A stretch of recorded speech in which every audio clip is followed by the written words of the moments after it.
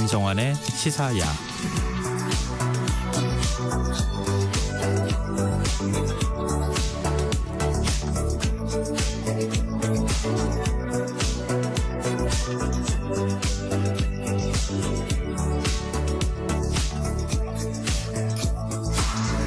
하루의 마무리, 오늘도 함께 하시죠. 시사평론가 김성환입니다. 관측 역사상 역대 최대 규모의 지진이 발생했던 경북 경주에서 7년 만에 또다시 규모 4.0 지진이 발생하면서 시민들의 불안감이 커지고 있는데요. 추가 여진 가능성, 그리고 우리의 비상 대응 체제는 이대로 괜찮은 건지 더 깊이 들여다보는 인터뷰 시간에 전문가와 얘기 나눠보겠습니다. 홍콩 HG수 편입 ELS의 대규모 손실이 현실화하면서 금융당국이 은행과 증권사에 대한 전수조사에 나섰는데요. 지금 어떤 상황인지 목요일 경제읽기 코너에서 자세히 분석해보겠습니다. 김성환의 시사에는 청취자 여러분들의 관심과 참여 기다립니다. 방송 내용과 관련한 여러분들 의견 문자 많이 보내주십시오. 당첨된 분들께는 모바일 쿠폰 보내드릴 텐데요. 참여하실 번호는 샵9730이고요. 짧은 문자 50원, 긴 문자는 100원의 이용료가 부과됩니다. 또 저희 방송을 유튜브를 통해서도 실시간으로 시청 또 참여하실 수 있는데요. KBS 1라디오 채널 들어오셔서 구독, 좋아요 많이 눌러주시길 부탁드립니다. 김성환의 시사야, 그럼 지금 시작하겠습니다.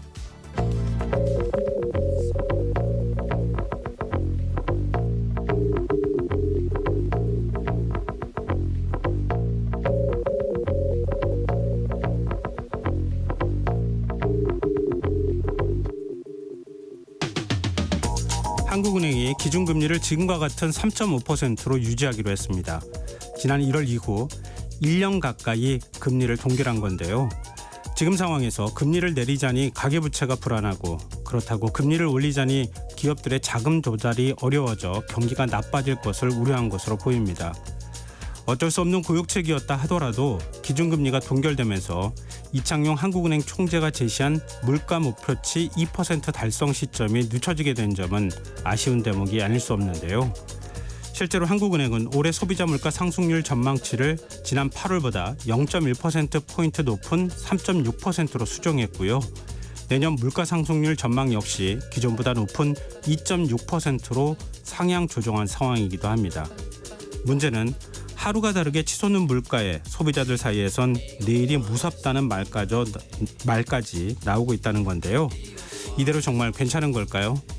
그나마 다행스러운 건 정부가 최근 물가를 안정시키겠다는 강력한 의지를 내비치면서 식품업계가 자진해서 가격 인상 계획을 철회하는 사례가 심심치 않게 나오고 있다는 점일 겁니다. 정부는 현장 방문뿐만 아니라 빵과 우유, 라면 같은 서민 생활과 밀접한 28개 품목의 가격을 매일 점검하고 있다고 하는데요. 그럼에도 시장에선 가격 통제를 통해 물가를 잡는 대책은 임시 방편에 그칠 것이란 분석이 지배적입니다. 나아가 인위적인 가격 조정이 결국엔 소비자들에게 부메랑으로 돌아갈 수 있다는 우려마저 나오는데요. 윤석열 대통령은 오늘 대대적인 대통령실 인적 개편에 나섰습니다. 이관섭 신임 대통령실 정책실장은 물가 안정을 최우선 과제로 두겠다는 의지를 내비치기도 했는데요. 정부가 이제라도 보다 장기적인 물가 안정 대책을 마련하길 기대해 보겠습니다.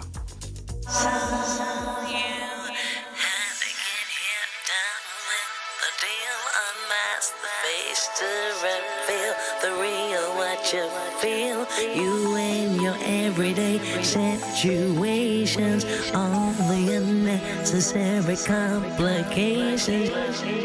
오늘 밤 당신 안에 꿈틀거리는 지식 충전 본능이 깨어납니다. 여러분의 자유탐구 영역 김성환의 시사야.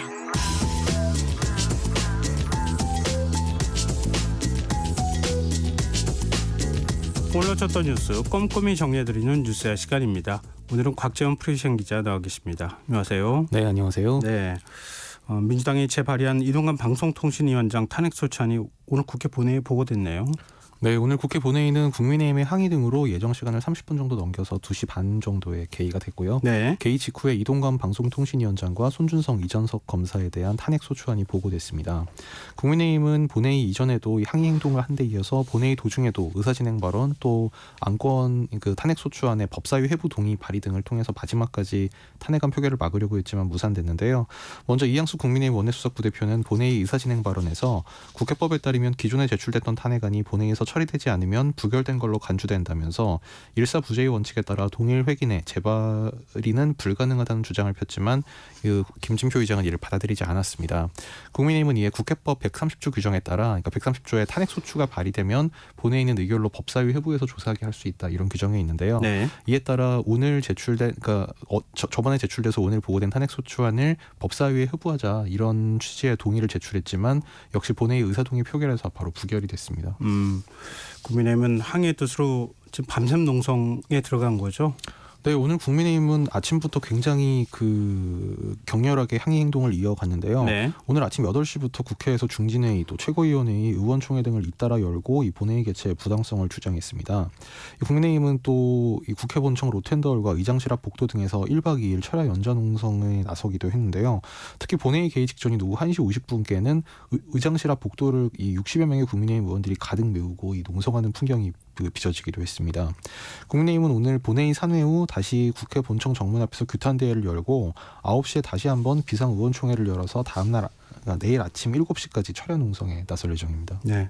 그러면 내일 본회의가 열릴 것이냐 또 본회의 열리면 표결에 들어가면 과반수 찬성에 따라서 그냥 탄핵안이 통과될 가능성이 매우 높은 거 아닙니까? 네, 김진표 맞습니다. 국회의장은 내일 본회의 연다는 거죠.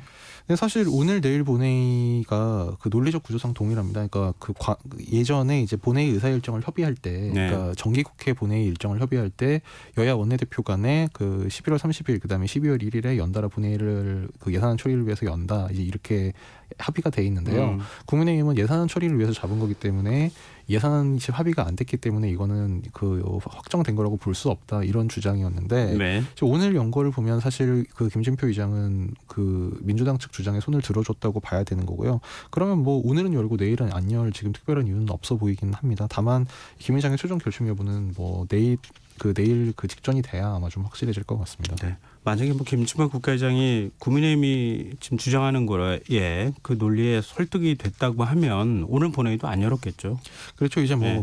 그렇기 때문에 만약에 내일 안 열린다면 그건 어떤 이게 의사일정상 열릴 수 없다 이제 이런 것보다는 여야 간에 좀 더 원만한 합의를 요청하는 차원에서 그럴 수는 있을 것 같은데 지금 민주당도 상당히 강경한 입장이기 때문에 아마 지금 정치권에서는 내일 본회의가 열릴 것이다 이렇게 보는 관측이 더 많습니다. 네. 한동훈 법무부 장관이 입장을 냈다고 하는데 이른바 이제 검사 2명에 대한 탄핵소추안도 같이 올라가는 거잖아요. 그 부분에 대해서 언급한 겁니까? 탄핵소추안 3명 그러니까 이동관 위원장 것까지 포함해서 다였는데요. 예. 그러니까 이동관 방송통신위원장 탄핵소추안에 대해서는 지금 탄핵소추안의 이 방송통신위원회법이 아니라 검찰청법에 의해 탄핵한다. 이제 민주당이 탄핵안에 이런 좀 일부 오류가 있었는데 이 내용에 대해서 어차피 기각될 정략적 탄핵이라는 것을 모두가 알아서 탄핵안 내용 자체는 읽어보지도 않은 것 같다. 한동훈 장관이 이렇게 비판을 했습니다. 네.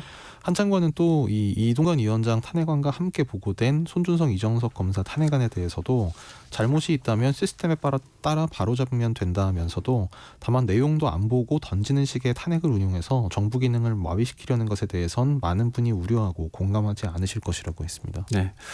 오늘 국회 본회의에선 이종석 헌법재판소장 후보자 임명 동의안이 통과됐네요. 네, 국회는 오늘 이종석 헌법재판소장 후보자에 대한 임명 동의안을 표결에 붙여 찬성 204인, 반대 61인, 기권 26인으로 가결 처리했습니다. 앞서 민주당 청문위원들은 이 이종석 후보자에 대해 윤 대통령과의 친분으로 정치적 중립성이 우려된다. 또 도덕성 부분에서도 독립생계 유지로 재산고지를 거부한 부모를 건강보험 피부양자로 등록했다거나 농지구입이나 주택 청약으로 부동산 시세 차익을 얻었다. 그래서 이게 도덕성 문제가 있다면서 부적격 의견을 밝히기도 했는데요. 네. 지난 6일 이균용 대법원장 후보자 임명 동의안을 부결시킨 데 이어서 이제 연이어 부결시키는 것에 대한 어떤 정치적 부담감이 좀 작용을 한 걸로 보입니다. 네. 내년도 예산안 심사는 지금 어떻게 되고 있습니까? 그 오늘이 사실 원래 그 국회 법에 정한 바에 따르면 오늘까지 이제 예결 소위가 심사를 해서 이제 네. 내일 예결위로 원래 넘겨야 되는데 예. 오늘 사실 처리가 되지 않았고요. 그러니까 여야 간의 의견 일치 타결이 이뤄지지 않았고요. 뭐 이에 대해 김준표 의장이 오늘 본회의에서 예산안 법정 처리 기한이 이틀 앞으로 다가왔다면서 이 하루라도 빨리 여야 간의 합의 처리를 해달라는 취지로 당부하기도 했습니다. 네. 지금 뭐 계속 물밑 줄다리기는 하고 있는 거잖아요. 그러니까 지금 예결위 소소위도 운영되고 있기는 하고 뭐 그것까지 멈춘 건 아닌 거죠. 네, 지금 소소위가 네. 돌아가고 있고요. 다만 뭐 국민의힘 입장에서는 지금 이제 그 예산안이 뭐 물론 이제 아직까지 여야 간에 조정돼야 될 의견 차이가 많습니다만 네. 뭐 설사 의견이 없었다고 해도 이제 오늘 내일 만약에 본회의에서 처리를 하게 되면 이 탄핵소추안 처리에 이제 협조를 하게 되는 뭐 그런 모양새가 되기 때문에 뭐 원래 이제 오늘 내일 중으로 합의가 될 것 같지는 않다는 관측이 더 많긴 했습니다. 네. 시간이 좀 지연되더라도 내년 총선이 지금 얼마 안 남은 상황이기 때문에 국회의원들이 마냥 예산안을 뭐 합의 못하거나 이렇게 하기에는 정치적 부담감이 상당히 클 거라고 보이네요. 그리고 오늘 국회에서는 부산 엑스포 유치 실패 문제 두고 여야 공방이 벌어졌다고요. 네, 사실 이 더불어민주당이 어제까지는 좀 뭐 국민과 부산 시민에게 유로를 보낸다면서 좀 비판적 대응을 자제했었는데 네. 어제 윤석열 대통령 대국민담화 발표 이후 아무래도 여론 향방을 지켜보고 이제 정부 비판 쪽으로 입장을 재정리한 것으로 이제 보입니다. 민주당은 오늘 박성준 대변인 명의 논평에서 119대 29라는 처참한 성적표에 윤석열 정부의 엑스포 외교에 대한 국민적 실망과 분노가 분출하고 있다면서 이번 엑스포 유치 참패는 윤석열 정부의 초라하고 무능한 외교력과 정보력을 적나라하게 보여준다고 비판했습니다. 민주당은 정부 여당은 더 이상 남 탓하지 말고 국정에 책임지는 자세를 보이라며 그 시작은 실패한 엑스포 외교의 원인을 철저히 파헤쳐 국민께 이실직고하는 것이라고 촉구했습니다. 오늘 오전 열린 민주당 원내지도부 회의에서도 부산 엑스포 유치 실패에 대한 비판 목소리가 나왔는데요. 윤영등 민주당 원내대변인은 회의 결과 브리핑에서 실패 원인을 세밀하고 철저하게 규명하고 이후 조치가 필요한 사항이 있다면 책임 있는 조치가 뒤따라야 한다는 입장을 밝혔습니다. 반면 여당에서는 엑스포 유치에 실패했지만 기업, 정부, 부산시 국민이 원팀이 된 감동은 국제사회에 널리 전달됐을 것이다 이런 반응을 보였는데요. 네. 이 김기현 국민의힘 대표는 오늘 최고위원회 모두 발언에서 이같이 말한 데 이어서 부산 지역구 의원들과 간담회를 갖고 이 가덕도 신공항, 뭐 북항 재개발, 산업은행 부산 이전 등 지역 발전 공약을 제시하며 부산 민심을 다독였습니다. 부산 지역 중진 이현승 의원은 엑스포 유치를 위한 노력이 안타깝게도 5일머니에 막혀 아쉽게 막을 내렸다면서 이 국민 염원에 힘입어 윤석열 정부는 유례 없이 엑스포를 국정과제로 채택할 정도로 열정적이었다. 뭐 과거 88올림픽, 평창올림픽, 한일월드컵 이상으로 유치를 위해 힘을 쏟았다는 평을 받았을 정도다. 뭐 이렇게 말하기도 했습니다. 네. 그리고 윤석열 대통령이 오늘 대통령실 인사개편을 단행했어요. 네, 윤석열 대통령은 오늘 이관섭 현 국정기획수석을 신설한 정책실장 자리에 승진 발탁하는 등 수석비서관 5명 전원을 교체하는 인사개편을 단행했습니다. 김대기 대통령 비서실장은 오늘 브리핑에서 정무수석의 한호섭 국정상황실장, 시민사회수석의 황상무 전 KBS 뉴스군 앵커, 또 홍보수석의 이도훈 현 대변인, 경제수석의 박춘섭 금융통화위원, 사회수석의 장상윤 교육부 차관을 임명하는 인선 내용을 발표했습니다. 이들의 임기는 오는 4일부터 시작됩니다. 그리고 정책실장 자리를 다시 부활시킨 배경 여기에도 관심이 쏠리지 않습니까? 지금 이관섭 국정기획수석이 정책실장을 지금 맡게 되는 거잖아요. 네, 원래 정책실장 자리는 노무현 정부 때 처음 만들어졌다가 네. 이명박 정부 때 시작하면서 이제 그 청와대 슬림화를 한다고 폐지가 했었는데 네. 임기 2년차 개편 때 이걸 다시 되살린 바가 있었습니다. 이후 박근혜 정부 때 재차 폐지됐다가 문재인 정부에서 부활했는데 윤석열 정부 역시 이제 1년차 때는 조직 슬림화 기조에 따라 폐지를 했다가 이번에 다시 부활을 시킨 겁니다. 네. 이 정책실장 부활로 3실장 체제로 재편된 대통령실은 특히 이제 정책실장 그 자리를 신설하는 효과를 통해서 이제 정책 혼선을 추스르고 이 정책 통합 또 조정 기능 강화에 이제 주안점을 두겠다 이런 구상인 걸로 알려졌는데요. 이 정책실장 산하에 이제 경제수석실과 사회수석실을 이제 배치해서 이 정책 그 경제 사회 분야 정책을 총괄하게 하겠다는 구상입니다. 근데 뭐 대통령실 참모진 개편하는 거 인사할 거라는 거 하는 거는 이미 예고가 된 사실이잖아요. 근데 시기를 좀 앞당겼다고 하는 그 분석이 나오는 거는 아까 이제 엑스포 유치 실패하고도 관련이 없지는 않겠죠? 예, 뭐 그런 해석도 가능할 것 같고요. 또 뭐 이제 일각에서 뭐 내년 총선 출마를 좀 염두에 둬서 이제 그 빨리 이제 출마할 자원들은 당으로 돌아가게 해줘야 한다는 어떤 그런 뭐 좀 뭐 배려나 이제 이런 것이 작용했다 뭐 이런 분석도 있습니다. 실제로 교체된 그 5수석 가운데 뭐 김은혜 홍보수석, 또 강승규 시민사회수석, 안상원 사회수석은 내년 총선 출마가 유력하다는 평이 많습니다. 네. 뭐 지금 어느 지역으로 갈 것이다 이런 이제 구체적인 얘기까지도 나오더라고요. 자, 지금 여러분께서는 KBS 라디오 김성환의 시사회와 함께하고 계십니다. 계속해서 뉴스야 이어가겠습니다. 대장동 민간업자들에게 불법 정치 자금과 뇌물을 받은 혐의로 기소된 김용 전 민주연구원 부원장 1심에서 징역 5년을 선고받았어요. 네, 이재명 더불어민주당 대표의 측근으로 알려진 김용 전 민주연구원 부원장이 이 대장동 민간업자들에게서 불법 정치자금과 뇌물을 받은 혐의로 1심에서 징역 5년을 선고받고 이제 법정 구속됐습니다. 이 사건 오늘 재판은 대장동 사건과 관련된 법원의 첫 판단으로 그 이재명 대표의 향후 재판 수사에도 영향을 미칠 것으로 보이는데요. 네. 서울중앙지법은 오늘 오후 2시 열린 선고 공판에서 김 전 부원장에 대해 정치자금법 위반 또 특정범죄 가중처벌법상 뇌물 혐의로 징역 5년과 벌금 7천만 원을 선고했습니다. 공범으로 함께 재판을 받은 민간업자 남욱 변호사는 징역 8개월을 선고받았고 재판 도중 이 대표 측의 불리하게 진술을 바꾼 유동규 전 성남도시개발공사 본부장에 대해서는 무죄가 선고됐습니다. 근데 조금 의문인 건 돈을 만든 사람이라고 할 수 있는 남욱 변호사도 유죄를 받았고 그리고 돈을 받았다고 하는 김용 전 부원장도 유죄를 받았는데 돈을 중간에서 받아서 일부 사용하고 전달했다고 하는 유동규 전 본부장에 대해서는 무죄를 선고했어요. 그 이유가 뭡니까? 예, 재판부의 오늘 판결 내용을 보면 사실 재판부는 피고인 김용과 유동규 등은 민간업자들과의 유착관계를 시장 선거일 직전 상대 후보 측에 관한 부정적 보도가 이뤄지는 데 이용하는 등 정치적으로도 활용했다. 뭐 이렇게 이 말하자면 그 죄상 뭐 범죄 내용에 대해서는 좀 비슷한 평가를 하고 있는데요. 네. 다만 피고인 유동규 정민용은 김용의 자금 요구를 남욱에게 전달한 후 이 조성된 자금을 김용에게 단순 전달하는 역할을 담당했을 뿐이고 김용과 구체적 사용처나 분배 대상, 분배 방법 등 중요한 사항에 대해서는 상의한 바가 없다. 또 남욱으로부터 받은 액수 등에 대해서 논의하거나 확인 보고한 바도 없다. 즉 이제 그 말하자면 어떤 이런 그 뇌물이 이제 오가는 과정에 관여한 것은 맞지만 네. 이제 상대적으로 이제 김용 전 부원장에 비해서는 이 가담한 정도가 낮다 이렇게 판단했습니다. 예. 또 이제 눈길을 끈 부분 중에 하나는 이 법원에서 검찰의 정치자금의 수수와 공여의 구조와 관련해 유동규 정민용은 수수의 공범으로 볼 수 있는지 공소 사실을 재검토하라 이런 취지의 권고를 했다고 밝힌 부분인데요. 네. 그러니까 굳이 말하자면 이 유동규 전 본부장 같은 경우엔 그 수수, 그러니까 받은 측이 아니라 이제 공여한 측, 그러니까 그 공여했다는 혐의에 따라서 이제 기소를 하는 것이 맞지 않느냐 이런 취지의 권고를 했다는 것인데 네. 법원은 검사 측에 이런 권고를 했음에도 이 부정 수수의 공범으로 봐야 한다는 의견을 검사가 제출하고 공소 사실을 변경하지 않아서 불고불리 그러니까 기소되지 않은 부분에 대해서는 판단할 수 없다. 이 원칙에 따라 무죄 판단을 했다 이렇게 설명했습니다. 이게 법리적으로 조금 어렵긴 한데 그러니까 유동규는 일종의 대장동 일당하고 같은 쪽이라고 판단해서 그쪽에서 돈을 같이 준 사람으로 판단을 했었어야 된다 이렇게 얘기를 했는데 공소 사실을 변경하라고 검사한테 얘기했는데 검사가 그걸 변경하지 않았으니 기소를 해야 판사는 판단을 하는 것인데 기소를 하지 않았으니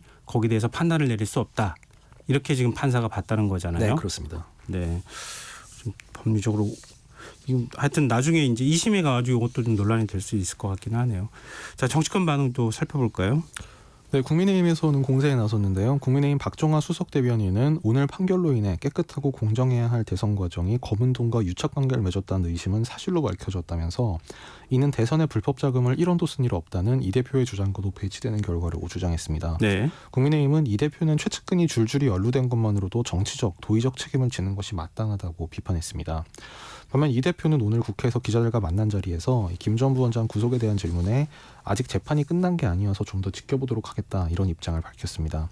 이 대표 측은 또 별도 언론 공지에서 일주일 만에 20억이 넘는 후원금이 모일 정도로 경선자금 조달 여력이 넘치는 상황에서 경선자금 확보를 위해 범죄를 저질렀다는 건 믿기 어렵다면서 검찰의 짜깁기 수사와 기소로 납득하기 어려운 판결이 나왔다고 반발했습니다. 네.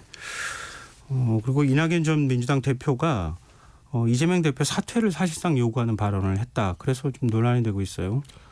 네, 이낙연 전 국무총리가 뭐 최근 포럼도 하고 이제 연일 그 언론 인터뷰 등을 통해 목소리를 내고 있는데요. 네. 그 신당 창당과 관련해서는 말해야 할 때 하겠다 이러면서 여전히 가능성을 열어둔 발언을 했고 이재명 대표의 거취에 대해선 당에서 중지를 모으고 결단할 것은 결단해야 한다.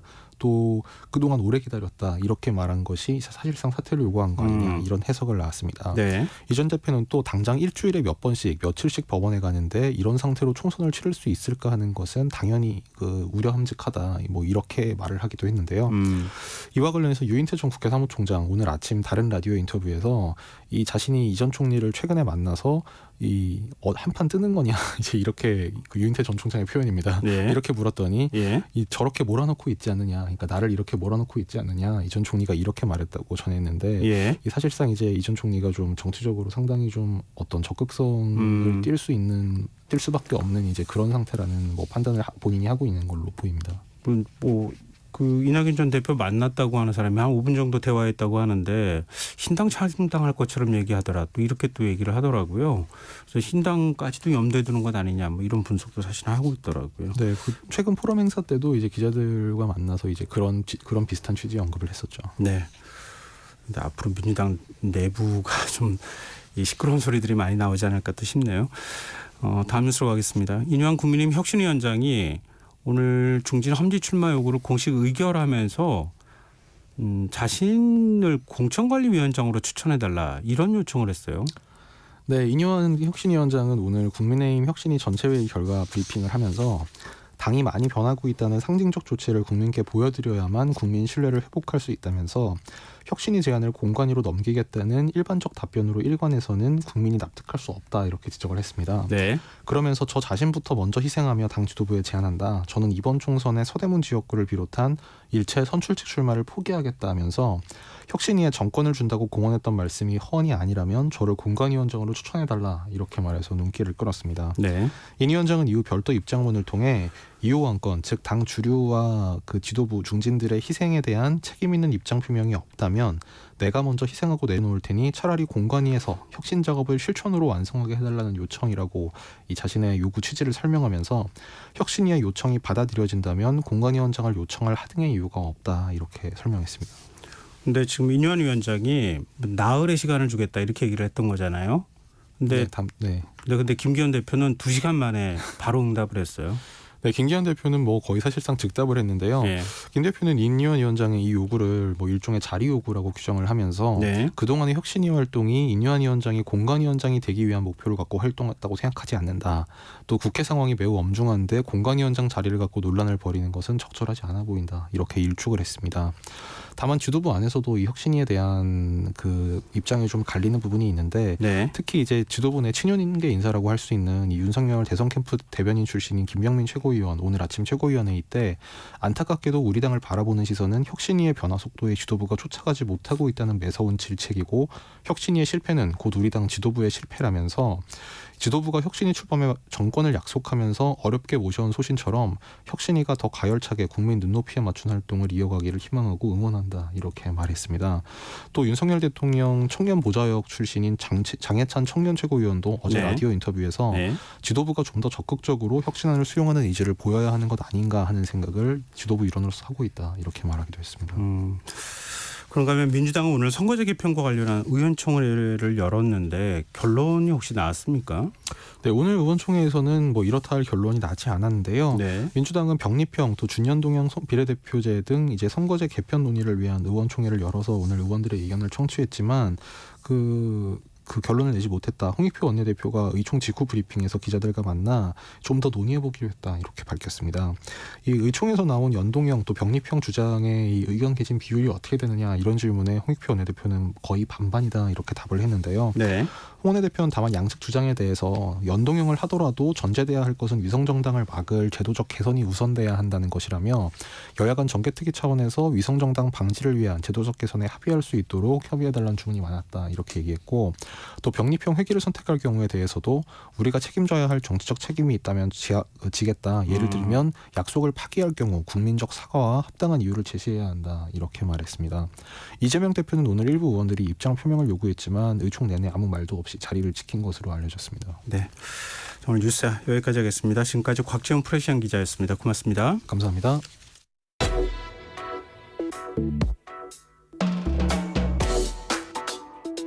더 나은 내일을 준비하는 시간 KBS 1라디오 김성환의 시사야. 오늘 새벽 아마 놀라신 분들이 있을 것 같은데요. 새벽 4시 55분 경북 경주에서 규모 4.0의 지진이 발생했습니다. 이번 지진은 올해 지진 가운데 두 번째로 강한 규모로 충청권에서도 지진을 느꼈다는 신고가 들어왔다고 하는데요. 지난 2016년 경주에서 발생했던 지진과 어떤 연관성이 있는지, 추가 여진 가능성은 없는지 유인창 경북대 지구시스템과학부 명예교수 연결해서 얘기 나눠보도록 하겠습니다. 교수님 안녕하십니까? 네, 안녕하세요. 유인창입니다. 네, 오늘 발생한 지진이 있잖아요. 그 지진 예. 규모, 발생 위치 이런 부분들 좀 설명을 먼저 해주셨으면 좋겠습니다. 오늘 아침 4시 55분에 경주시 동남동 19km 지점에서 네. 규모 4.0의 지진이 발생을 했죠. 지난 그 2016년 7년 전이죠. 네. 7년 전에 발생한 경주 내남면에서 동쪽으로 약 20km 정도 떨어진 입촌리라는 지점에서 지진이 발생한 거거든요. 네. 그리고 이제 그 지진이 발생한 진원의 깊이는 약 한 12km로 지금 추정되고 있습니다. 이 지금 그 진동을 느꼈다고 하는 시민들의 신고를 보면 조금 특이한 부분들이 있더라고요.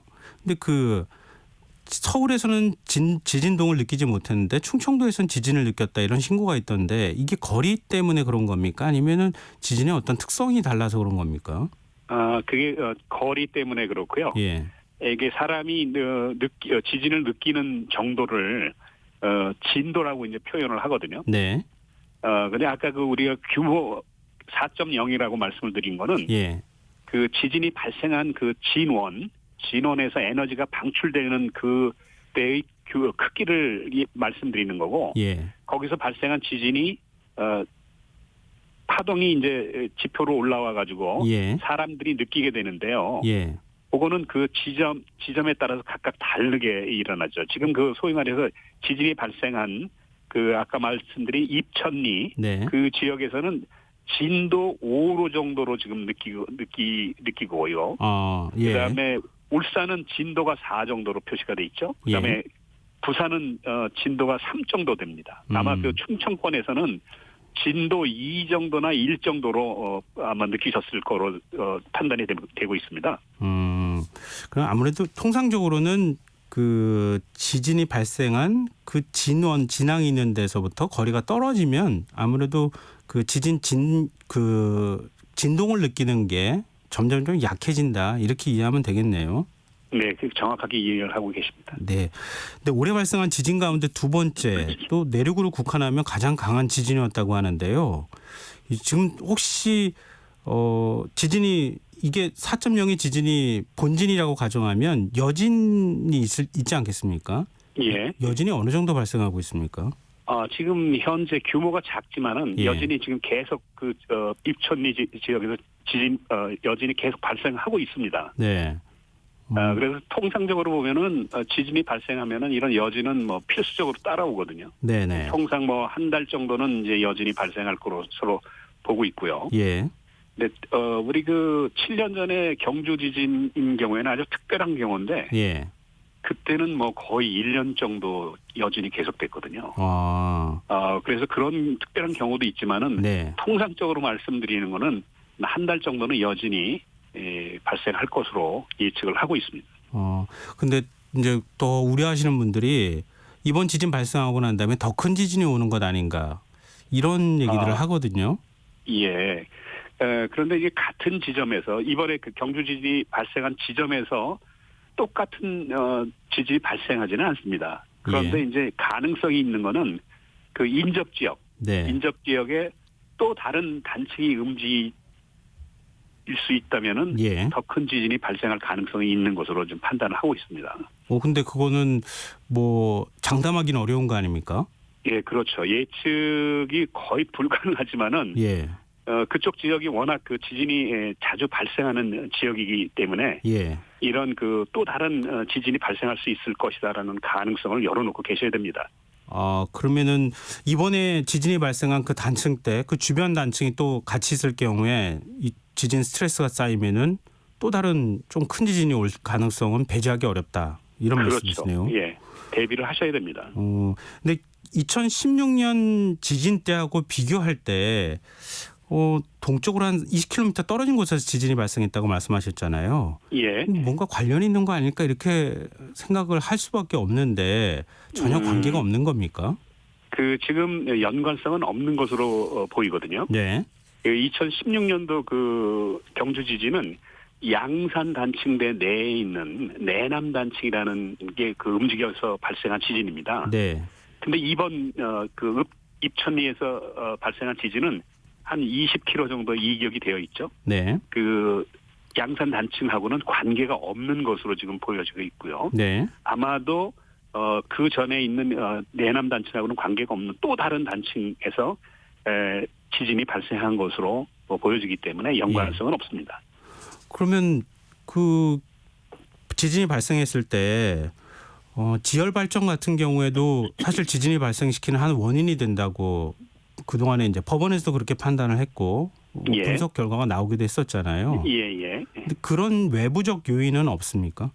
지금 그 우리가 포항 지진은 포항 바로 그 지진이 발생한 인근에 예. 지열 발전소가 있었기 때문에 이제 그게 이제 촉발 지진이다 이런 결론을 내신 것 같은데 예. 지금 그 입천리 지역 이번에 오늘 그 지진이 발생한 지역에는 이런 지열 발전소와 같은 거는 건립이 안 돼 있죠. 그래서 네. 촉발 지진과는 관계가 없이 자연 지진으로 판단을 해야 됩니다. 근데 이 경주 지역이 유독 지진이 많이 일어난다. 특히 이제 그 동남권 지역에서 지진대가 많이 예. 형성이 되고 있다. 이런 얘기가 나오는데요. 그 이유가 예. 뭡니까? 단층이 많기 때문입니까? 그렇죠. 그 간단하게 말씀드리면은 그 우리나라 영남권 권역 내 예.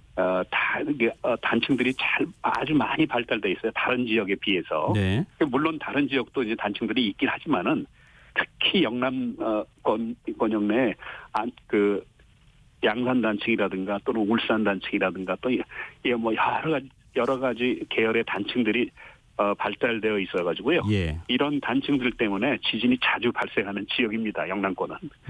통계적으로 보면은 지금까지 발생한 지진의 거의 50% 정도는 아마 영남권에서 발생한 걸로 지금 보여지고 있거든요. 네. 그래서 그 영남권은 지진에 대해서는 특히 대비를 많이 하셔야 될 겁니다. 그 경주하고 포항 지진이 발생하고 난 다음에 단층대에 대한 조사가 부족하다 이런 얘기들이 있었잖아요. 네. 그런 작업들은 조사 작업은 다 돼 있는 겁니까? 지금 그 현재 진행형입니다. 지금 아직도 그렇죠. 계속 하고 있습니까? 아직도 하고 있고 그게 아마 거의 한 30년 정도의 그 긴 기간을 거쳐서 완성되는 거라서 네. 1, 2년 내에 그런 단층 조사가 끝나는 그런 조사는 아니거든요. 그래서 아마 이거는 그런 행정안전부에서 주관을 하는 사업이기 때문에 네. 2016년부터 지금까지 계속해서 그 단층 조사가 이루어지고 있습니다. 근데 그 대비가 필요하다고 말씀하셨는데 그 영남 이렇게 동남권 바닷가 쪽에 그쪽에 예. 지금 원전들이 많이 몰려 있잖아요. 예, 그렇죠. 예. 근데 대비가 충분히 돼 있습니까? 지금 그 원전은 내진 설계가 다 돼 있습니다. 네네. 그래서 원전은 6.5의 지진에도 견딜 수 있을 정도로 내진 설계가 돼 있어가지고 예. 지금 그 4.0이나 그다음에 그 7년 전에 5.8 규모의 지진에는 다 버틸 수가 있게 돼 있습니다. 그래서 지금 아마 원전은 현재 안전하게 가동 중인 것으로 지금 보고가 되고 있거든요. 네네. 그래서 그거는 걱정을 안 하셔도 될 것 같습니다. 네, 알겠습니다. 그리고 지난달 충남 공주시 또 며칠 전에 충남 예산에서도 지진이 발생했는데요. 예, 그렇죠. 그 영남권 외 다른 지역 상황은 어떻습니까? 이것도 단층대 어디서 발생한 겁니까? 그렇죠. 우리 아까 그 영남권에서는 양산 단층이 굉장히 유명한 단층이죠. 예. 이건 그 북북동 방향으로 달리는 단층입니다.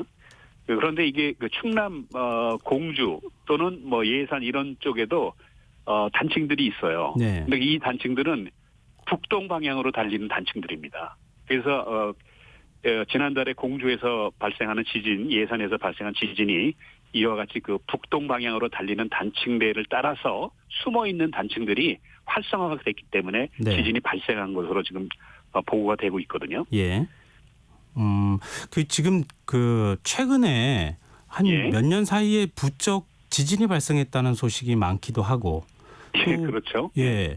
그래서 이게 뭐 일본에서 큰 지진이 발생하면 우리나라에도 영향을 준다 뭐 이런 얘기도 있기도 한데 이거 어떻게 봐야 됩니까? 이렇게 지진 횟수가 늘어나거나 또 이전에 듣지 못했던 좀 지진 규모가 좀 큰 지진이 자꾸 발생한다는 느낌을 받는 게 그냥 느낌인 겁니까? 실제로 과학적으로 확인이 되고 있는 겁니까?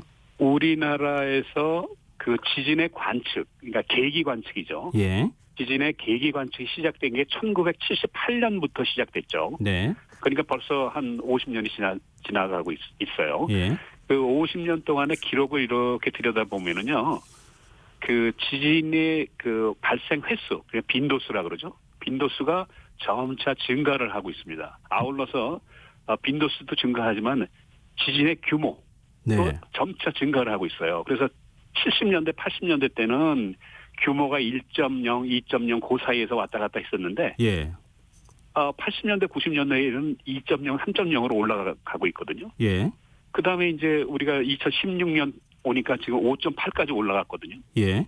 이와 같이 그 규모가 점점 증가하고 또 빈도수도 지금 굉장히 늘어나고 있어요. 예.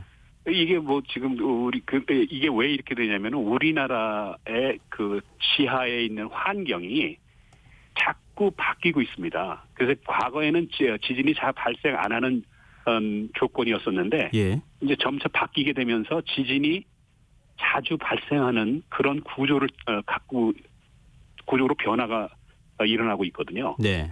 그래서 지진이 이제 빈도수도 증가를 하고 규모도 증가를 하는 것으로 좀 판단을 하고 있습니다. 저희는. 그렇다면 지금의 추세를 볼 때, 추이를 볼 때 예. 규모 6.0 넘거나 이런 지진이 발생하지 말라는 법이 없는 거잖아요. 지금 우리 학계에서 연구가 된 거로는요. 네. 우리나라에서 발생할 수 있는 최대 규모의 지진 얼마까지냐 하면은 7.3까지 지금 보고 있습니다. 그러면 만약에 그런 지진이 수도권에서 발생한다 그러면 엄청난 재앙이 올 수도 있는 거 아닙니까? 그렇죠. 근데 이제 그런 수도권이라는 그런 특정 지역을 이제 말씀을 하셨는데요. 그런 그 수도권의 그 특징이 뭐냐면은 우리나라 수도권도 지금 보면은 우리나라 인구의 거의 절반이 지금 밀집해서 살고 계시잖아요. 네. 그러니까 그와 같은 인구 밀집 지역 바로 밑에서 지진이 발생하는 것을 직하 지진이라고 표현을 합니다. 네. 이 직하 지진이 왜 위험하냐면 규모가 작더라도 그 지진의 규모는 작더라도 피해액이 엄청나요. 그래서 그 수도권에서 이런 지진이 발생할 경우에는 직하 지진이라고 해서 특히 더 대비를 하셔야 됩니다. 지금. 그렇군요. 지금 뭐 정부 차원에서 건물을 지을 때 사실 내진 설계를 한다거나 이런 건 지금부터 적용되는 상황이니까 그렇다 그렇죠. 치더라도 예. 지금 이제 국민들 입장에서 지진이 발생했을 때 예. 만약에 알림을 받거나 이러잖아요. 예, 그럼 예. 어떻게 대처하는 게 좋습니까? 마지막으로 이 부분에 대한 말씀 좀 듣고 정리하겠습니다.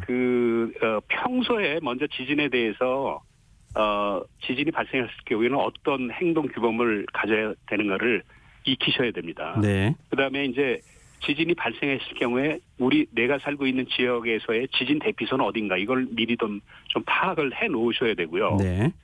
그다음에 지진이 발생을 하면은 첫째 침착하게 행동하셔야 돼요.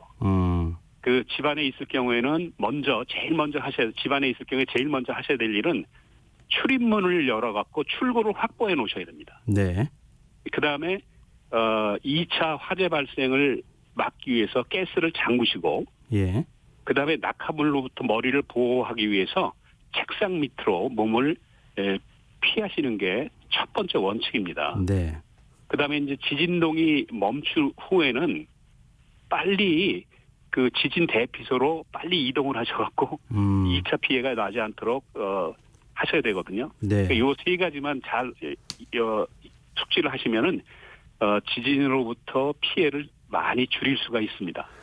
네, 알겠습니다. 오늘 말씀 고맙습니다. 예, 감사합니다. 네, 지금까지 유인창 경북대 지구시스템과학부 명예교수였습니다.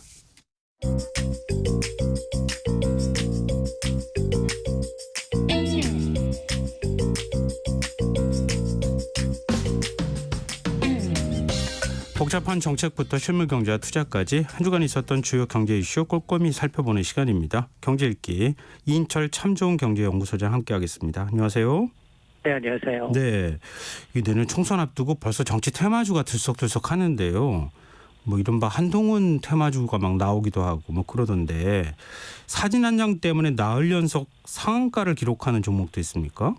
그렇습니다. 이 잘 찍은 사진 한 장 덕에 누구는 이틀 만에 이제 320억 원을 챙겼습니다.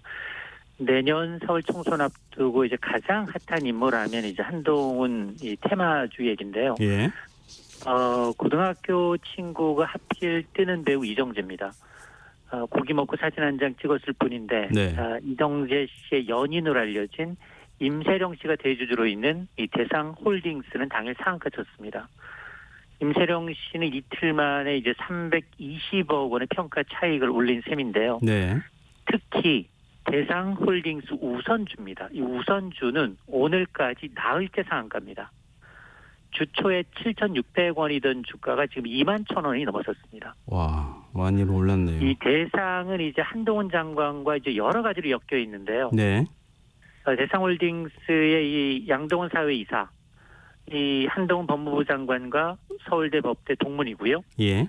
또 사회이사 가운데 임상규 사회이사는 이 한 장관의 배우자인 이 진은정 변호사야 이제 직장 동료입니다. 여기다 이제 이정재 씨가 이제 한동훈 장관과 고교 동문이라는 사실까지 알려지니까 그야말로 정치 테마주가 같이 할 조건이 다 갖춰준 겁니다. 학연, 지연.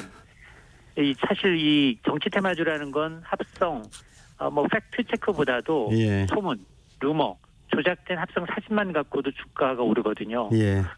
이게 지금 이 내년 총선 앞두고 상당히 이른 시기에 이제 테마주가 들썩거리고 있는 겁니다. 근데 뭐 고등학교 다니던 시절에는 별로 안 친했다고 하던데 이정재 씨하고 하여튼 그런데도 이렇게 주식시장에서는 이런 반응을 보이고 있다는 건데요. 근데 정치 테마주와 우린 관련이 없다 이렇게 회사 측이 해명을 해도 이게 소용이 없는 모양이에요. 맞습니다. 한동훈 테마주로 이제 5일 연속 상한가를 기록하니까 이걸 공시하게 돼 있습니다. 네. 회사의 내부에 큰 경영상의 어떤 호재가 있는지, 근데 회사 측은 정치 테마주와 관련이 없다라고 공시한 겁니다. 그래도 주가가 오른 겁니다. 그 기업이 바로 이제 덕성이라는 합성 비역 제조업체인데요. 네. 여기 대표이사, 사회이사하고 한 장관과 같은 서울대, 법대, 동문이라는 이유로 테마주로 엮인 겁니다. 그럼 누가 이 주식을 샀느냐? 예. 사실 개인끼리 폭탄 돌리게 하고 있다는 겁니다. 회사가 이렇게 해명했음에도 불구하고 개인 투자자들은 오히려 주식을 더 사들였고요. 반면에 외국인 투자자들은 매도해서 정반대 매매 패턴을 보이고 있는데 또 이런 일화도 있습니다. 한 장관이 저 어릴 때 청주에 살았습니다. 한마디 했을 뿐인데 네. 이번에는 청주에 소지한 기업들의 주가가 들썩였습니다. 깨끗한 나라, 신텍홀딩스, 영보화학 등의 주가가 오르는 기현상이 나타나고 있고 이외에도 지금 이 한동훈 테마주로 불린 게 이제 태평양물산, 부방, DTNC, 핀거와 같은 종목들 대부분 공통점이 뭐냐? 한 장관과 학연이 있는 임원이 재직 중이다라는 이유인데요. 이게 지금 프로필 사진을 이 서울대 법대 동문으로 바꿔야 되나 고민이던 대목입니다. 다른 정치인 테마주들도 있죠. 그렇습니다. 이준석 테마주, 조국 테마주, 이낙연 테마주까지 등장을 했습니다. 근데 이준석 테마주는 본인보다 아버지랑 엮여 있어요. 네. 이 삼보산업은 이제 자동차 부품 기업인데요. 이 전 대표의 부친이 삼보산업 자회사인 하이드로젠 파워의 법정 관리인을 역임한 것이 알려지니까 테마주로 묶였고요. 또 이 전 대표의 부친이 2019년까지 감사인으로 재직했던 넥사이라는 여기는 또 여기도 있고요. 또 이 전 대표 하버드 동문이라는 이유로 묶인 YBM넷, 대성창투도 이준석 테마주로 분류가 되고 있고요. 또 조국 테마주도 있습니다. 조국 전 법무장관이 이제 지난 9월이었죠. 공개된 유튜브에서 사회적으로 명예 회복을 해야 한다라는 생각을 하고 있다면서 이제 총선 출마 가능성을 시사하니까 같은 날 이제 이 화천 기계가 주가가 상한가를 갔는데 여기 화천 기계는 이제 남광전 감사가 조국 전 장관과 미국 버클리대 로스쿨 동문으로 알려진 겁니다. 또 최근에 또 이낙연 전 국무총리 테마주도 뜨고 있는데요. 네. 이 전 총리가 이제 더불어민주당의 사당화 관련한 이 논란과 관련해서 특히나 이제 비명계 어떤 대한 공천학살 가능성을 두고 우려를 표명하니까 신당 창당하는 거 아니냐 이런 가능성이 제기됐죠. 그러자 이제 삼부 토건의 경우 대표이사가 이 전 총리의 친동생이어서 이제 사실 이제 주가가 엮이는 양상입니다. 이렇게 투자하면 나중에 큰 손실 볼 수 있지 않나요? 맞습니다.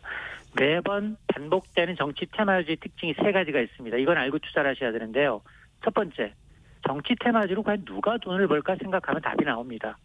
별다른 호황지 없는 종목이 테마주로 분류해서 오른다? 이거 주가 조작에 이용되고 있다는 겁니다. 단기 차익을 노린 투자자들이 끊임없이 테마를 찾는 과정에서 정치 테마주가 시적절하게 적격이라는 겁니다. 두 번째, 정치 테마주는 폭탄 돌리기다라는 겁니다. 정치 테마주는 회사 사업과 연관성이 떨어집니다. 학연, 지원으로 엮어서 수혜를 기대하기 어렵습니다. 기업의 가치나 업황 전망보다는 유력 정치인과의 어떤 막연한 인맥을 엮어서 주가가 급등락한다는 거고요. 네. 세 번째, 정치 테마주는 선거 이전에 주가 급등하다가 정작 선거가 다가오면 급락하는 경향이 있습니다. 실제로 자본시장연구원이 정치 테마주에 대한 이 조사를 해보니까 네. 여론조사 지지율 등락이나 정치적 이벤트에 따라서 급등락하다가 선거 직전, 선거일 기준 13일에서 24거래일 전부터 급락하는 양상을 보였다는 겁니다. 특히 이처럼 이제 매번 등장하는 정치인 테마주는 우리 주식시장의 어떤 후진적 투기 장애를 반증하고 있는데요. 아무리 권력을 쥔 정치인과 사적인 인연이 있다 하더라도 기업 경영을 좌우한다? 이거 정경유착입니다. 기업 실적과 무관한 이제 정치 테마주 광풍에 이 폭탄 돌리기에 희생양이 되지 않도록 투자에 주의를 하셔야 합니다. 네, 뭐 일부러 소문 퍼뜨려가지고 주가 끌어올리려고 하는 주가 조작 세력이 개입됐을 가능성이 매우 높다. 이건 꼭 좀 기억을 해두셨으면 좋겠네요. 화제를 좀 바꿔보죠. 홍콩 증시가 급락세를 보이면서 주가연계증권 ELS 가입자들이 지금 큰 손실을 보게 생겼다고요? 그렇습니다. 잊을만 하면 나오는 이제 또 주가연계증권 ELS인데요. 이 ELS가 도대체 뭐냐? 기초자산이라는 종목이나 주가지수가 가입일 기준으로 일정 순 이상 오르거나 떨어지지만 않으면 정해진 이자를 받는 상품입니다. 네. 보통 지수가 이제 30% 넘게 빠지지 않는 이상 안전하다라고 이제 알려져 있는데 문제는 그 이상 빠지면 대규모 원금 손실이 발생하는 고위험 파생 상품입니다. 만기가 통상 3년인데요.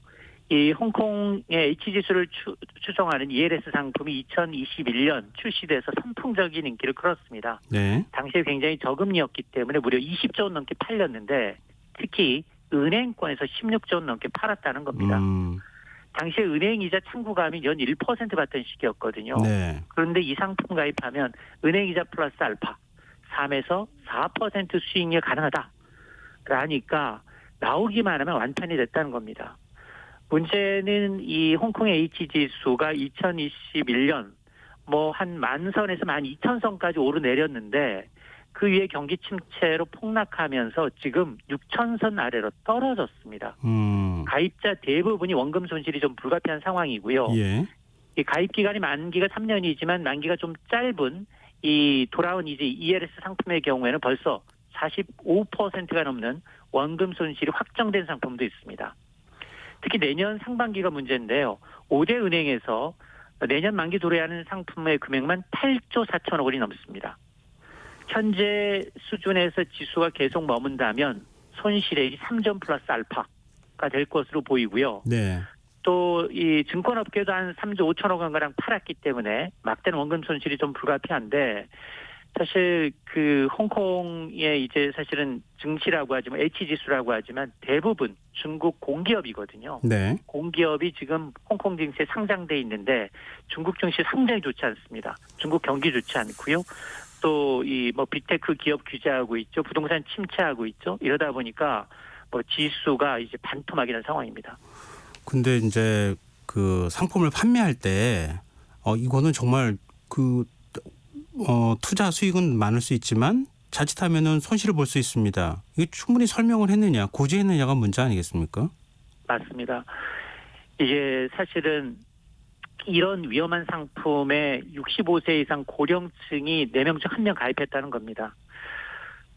그러다 보니까 이제 많은 소비자들이 은행에 불안전 판매를 이제 고발하고 있는 상황이거든요. 네. 투자자 입장에서 보면 이 상품 가입할 때 은행층이 이 지수의 변동성, 투자의 위험성에 대한 충분한 설명을 하지 않았다라는 겁니다. 물론 했을 겁니다. 왜냐하면 금융소비자법 그 이전부터 라임 사태, 옵티머스 사태를 거치면서 금융소비자법이 강화가 돼서 반드시 이제 설명하고 계약 서류 제공하고 부당 영업하지 못하도록 6가지 원칙을 제시하고 있기 때문에 네.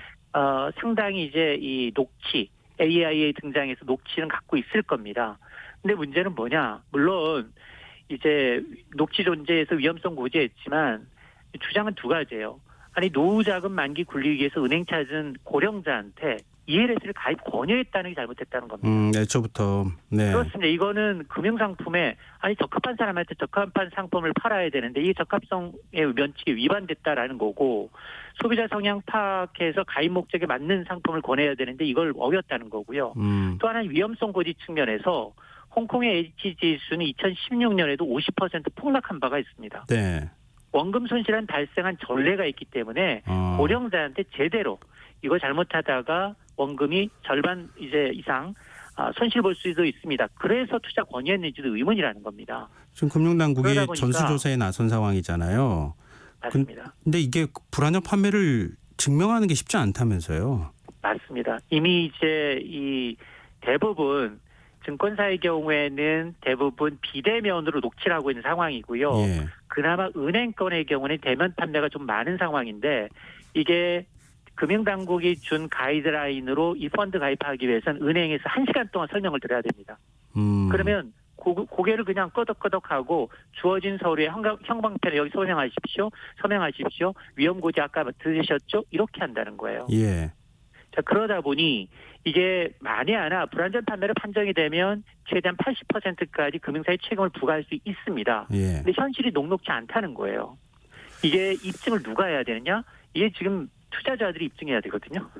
그렇군요. 근데 이제 이 금융사들은 지금 이미 녹취 시행하고 있고 불안전 판매 이게 이 금융소비자법 도입 이후에 인정받기가 더더욱 어려워졌기 때문에 아마 상당히 좀 이 어려운 상황인데 그럼에도 불구하고 지금 워낙에 이제 이 금융권에 대한 비판 그리고 이렇게 위험한 상품을 왜 마무리하겠습니다, 증권사가 소장님. 계획하고 있는데 은행에서 팔았느냐 이게 문제거든요. 예, 지금까지 이인철 소장이었습니다. 고맙습니다.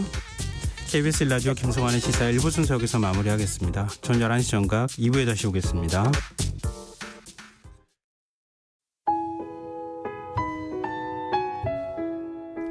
청취자 여러분, 위기 가정을 찾아주세요.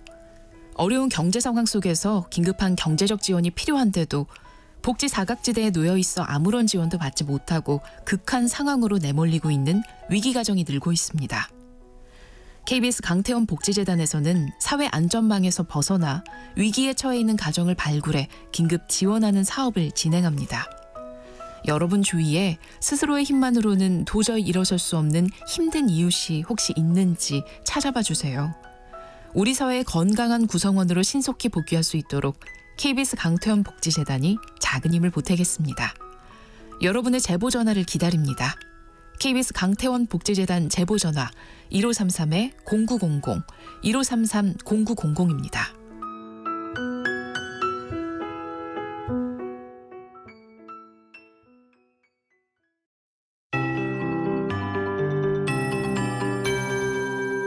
KBS 58분 날씨. 내일은 전국이 대체로 맑겠고 충청권과 전라권, 제주도는 대체로 흐리겠습니다. 강원 영동과 경상권 해안, 경북 북동산지에 건조주의보가 발효 중인 가운데 당분간 대기가 건조하겠습니다. 화재 발생에 주의하시기 바랍니다. 충청권은 오전까지, 전라권 서부는 오후까지, 제주도는 밤까지 가끔 비나 눈이 오겠습니다. 예상 강우량은 전북 서부와 제주도 산지 3에서 10, 그 밖의 지역 5mm 안팎이고 적설량은 전북 서해안과 제주도 산지 3에서 10, 충남 서해안과 전라권 2에서 7, 그 밖의 지역 1에서 최대 3cm입니다. 특히 오늘 밤부터 내일 아침 사이 전북 서해안과 제주도 산지에 다소 강한 눈이 내려 10cm 이상 쌓이기도 하겠습니다. 경기 북동부와 강원 내륙 산지 일부 경북 북부에 한파주의보가 내려진 가운데 내일 아침 최저 기온 서울 영하 5도, 광주, 영도 등 전국이 영하 10에서 2도로 모레까지 영하권을 보이는 곳이 많겠습니다. 낮 최고 기온은 서울 2도, 대구 6도 등 전국이 1에서 8도로 대부분 지역에 순간 초속 15m 이상의 강한 바람이 불면서 체감 온도는 더 낮겠습니다. 서울 현재 기온 영하 4.4도, 습도 56%, KBS 58분 날씨 박성준입니다.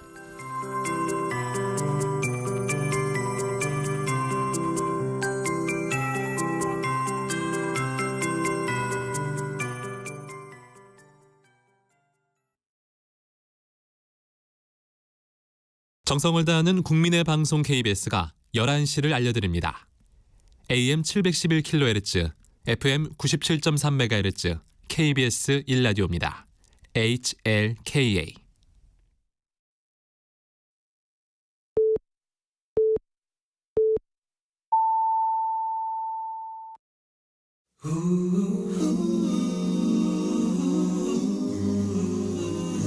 이 밤 그냥 보내긴 아쉬우니까요. 당신의 하루의 끝까지 야무지게 채워드립니다. 당신의 지식 충전소 김성환의 시사야.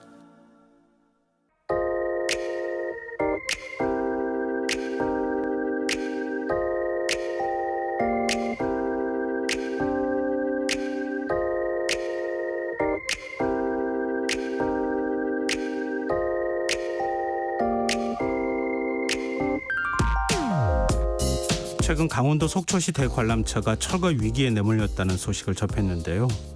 설악산과 동해바다를 한눈에 볼 수 있어 관광객들 사이에서는 꽤 인기가 있다고 하는데 왜 설치한 지 얼마 되지도 않은 대관람차를 다시 뜯어내야 하는지 이해가 좀 되지 않았습니다. 행정안전부 특별감찰에서 위력시설을 설치할 수 없는 자연 녹지 지역에 대관람차를 설치한 사실이 드러났다고 합니다. 속초시가 허가를 내줘서 설치한 건데 다시 철거하라고 하니 민간업체 입장에선 좀 억울할 수도 있겠다는 생각이 들더군요. 그런데 이 소식을 들은 지 며칠 되지 않아 이게 속초시만의 일은 아닐 수 있겠구나 슬며시 걱정이 들게 하는 소식을 접했습니다.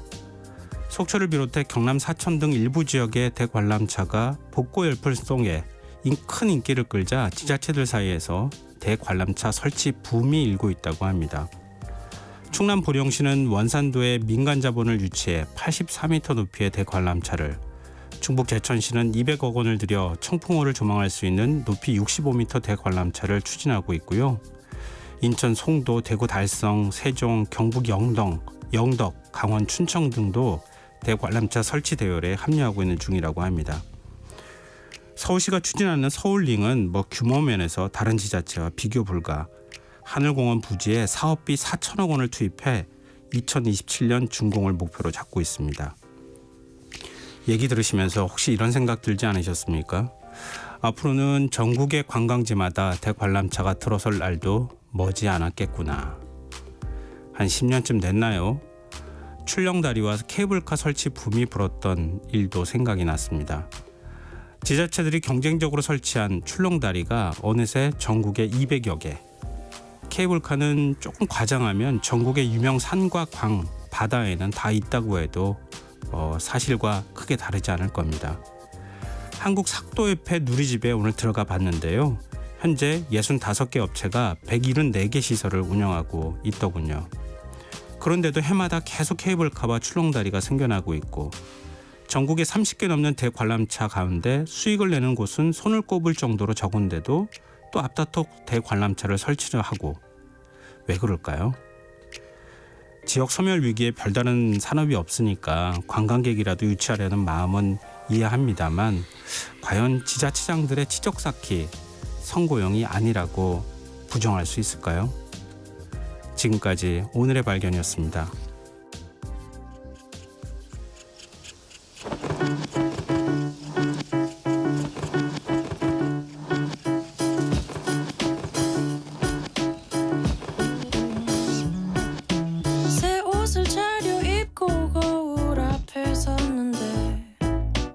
어색하기가 짝이었구나. 그토록 탐을 냈던 값비싼 외투인데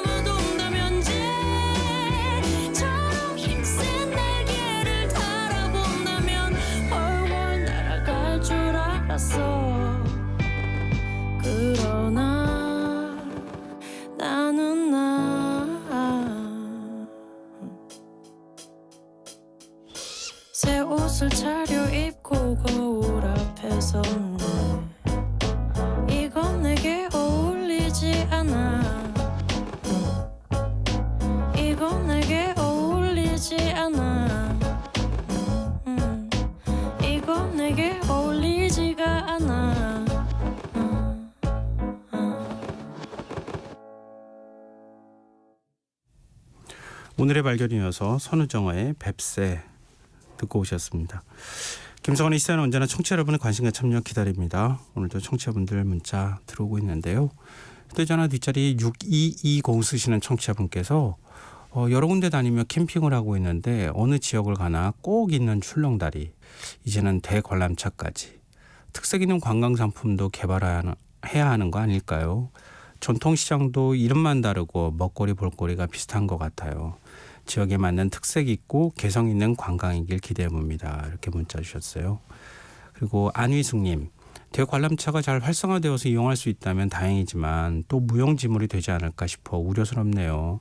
바닷가에서 타는 해안열차도 너도나도 생겨서 우려스러웠는데 각 지자체 테마를 잘 살리는 것에 초점을 맞춰주면 좋겠어요. 이렇게 문자 주셨습니다. 두 분 말씀 다 맞는 것 같아요. 근데 또 제가 생각하지 못했던 것도 굉장히 많아요. 요즘에 짚라인도 있죠. 그다음에 뭐랄까요? 그 폐철도 철도에다가 또 만드는 뭐 각종 자전거를 타게 한다던가 아니면은 뭐 이런 것들도 되게 많이 있고요. 이게 다 비슷비슷한 것 같아요. 한 곳이 뭐 성공했다 뭐 이러면은 다른 지자체도 우리도 해보자 이렇게 나서는데요. 6220님이나 안희숙님 말씀하시는 것처럼 실제로 관광을 가거나 그 지역에 가시는 분들 입장에서는 그 지역만의 특성이 있는 걸 뭔가를 기대한다. 이것도 각 지자체가 참고를 했으면 좋겠습니다. 그런 거 만드는데 돈 뭐 많이 들어가잖아요. 그러니까 그것도 다 결국 세금일 거고요. 좀 이런 면에서 생각을 좀 전환하면 참 좋겠다 싶은데 그게 참 쉽지는 않은 것 같습니다. 네.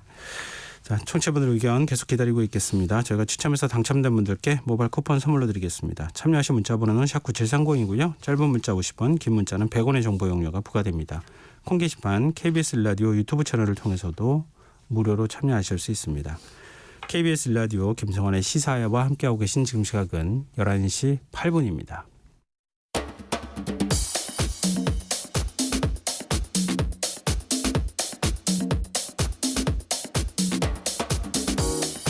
오늘 일어난 세상 곳곳의 소식들 당일 배송으로 전해드립니다. 밤참 뉴스 이현경 뉴스캐스터와 함께하겠습니다. 안녕하세요. 네, 안녕하십니까? 네, 어제 이 시간에 속보로 전해드렸었던 게 있었잖아요. 네. 조계종 전 총무원장 자승 스님이 입적했다라는 소식이 전해져서 저희가 급히 소식을 좀 네. 청취자분들께 전해줬는데 오늘은 조금 더 그러니까 진전돼 있는 소식들이 있어요. 오늘 네. 그 합동 감식이 이루어졌다고 하죠. 우선은 경찰에서 화재 원인을 규명하기 위해서 국립과학수사연구원 등을 포함한 관계기관과 말씀하신 것처럼 합동 감식을 진행을 했습니다. 네. 경기 남부경찰청 과학수사과, 안성경찰서, 경기도 소방재난본부, 국립과학수사연구원 등이 오늘 오전 11시 경부터 안성시 죽산면에 위치한 7장사 화재 현장에 감식요원 17명을 투입을 했고요. 그 발화점 그리고 소의 상태를 정확하게 확인을 하고 화재 원인을 찾는 데 주력을 하고 있습니다. 그리고 정밀 감정에 필요한 잔해를 수거를 했는데요. 전반적인 경위를 좀 파악을 해야 될 것 같고요. 또 감정에 필요한 잔해는 국립과학수사연구원에 감정을 의뢰할 것이라고 밝혔습니다. 지금 나오는 얘기들 때문에 사실 이 화재가 왜 그 현장에 스님이 혼자 계셨던 것도 아닌데 그러게 어제 저희가 소식 전해드릴 네. 때도 지금은 숫자가 좀 달라지긴 했지만 네. 스님 4분이 함께 계셨다. 예. 근데 3명인가요? 그 화재 현장에서 벗어났는데 왜 스님 한 분만 계셨을까? 그것도 좀 이상하다고 생각했었잖아요. 네, 그래서 CCTV를 전수 분석을 했습니다. 영상 분석을 해보니까 불이 난 요사체에 자승 스님 외에 출입자는 없는 것으로 전해졌어요. 그리고 경내에 지금 말씀하신 것처럼 경내에 다른 곳에 위치했던 주지 스님 3분을 참고인 신분으로 조사 중인데 네. 명확한 신원 확인을 위해서 DNA 감정을 지금 진행하고 있는 상황입니다. 네. 근데 자승 스님 차량에서 2장 분량의 유서 형식의 메모가 발견이 됐어요. 예. 그 내용에 보면 이곳에서 세상과의 인연, 세연을 끝내게 되어 민폐가 많았소. 그리고 이 건물은 상자들이 복원할 것이고 미안하고 고맙소라고 적혀 있다고 합니다. 네. 그리고 스스로 인연을 달리했기 때문에 검시를 할 필요가 없다. CCTV에 다 녹화가 되어 있으니 번거롭게 하지 마시기를 부탁한다라고 하는 내용들도 담겨져 있습니다. 근데 불과 뭐 얼마 전까지만 해도 굉장히 활발하게 활동을 하셨던 분이라 왜 이런 선택을 했을까? 네. 물론 유서가 있다고는 하지만 네. 뭐 그런 것에 대해서 궁금증을 좀 낳고 있는 상황이긴 한데요. 네. 일단 조계종은 스스로 선택하신 것이다 이런 네. 입장을 내놨어요. 예, 조계종에서는 자승 스님이 스스로 분신했다라고 하는 판단을 내놨는데요. 예. 조계종의 대변인인 기획실장 우봉 스님이 오늘 브리핑을 했습니다. 종단의 안정과 전법 도생을 발언하면서 소신공양 자화장으로 모든 종도들에게 경각심을 남기셨다라고 발표를 했는데요. 네. 소신공양은 불교에서 자기 몸을 태워서 부처님 앞에 바치는 거, 자화장은 장작더미에 올라가서 자신의 몸을 스스로 불살라서 다비를 진행하면서 부처에게 공양한다라는 뜻이라고 합니다. 조계종에서 발표한 것에 따르면 자승 스님이 열반송이라고 해서 네. 선승이나 고승이 열반에 들어가기 전에 자신의 철학과 자신의 생각을 후인들에게 전하는 마지막 말이 있는데요. 그 열반송을 남기셨다고 발표도 했습니다. 네. 생사가 없다 하나 생사가 없는 곳이 없구나. 더 이상 구할 것이 없으니 인연 또한 사라지는구나 라는 열반송을 남겼다고 발표했는데 아까 말씀드렸던 그 칠장사 주지스님이 발표한 그 메모지 있잖아요. 네네. 차에서 발견됐다는 네. 메모지와 좀 유사한 부분이 있지 않나라는 얘기들이 나오고 있고요.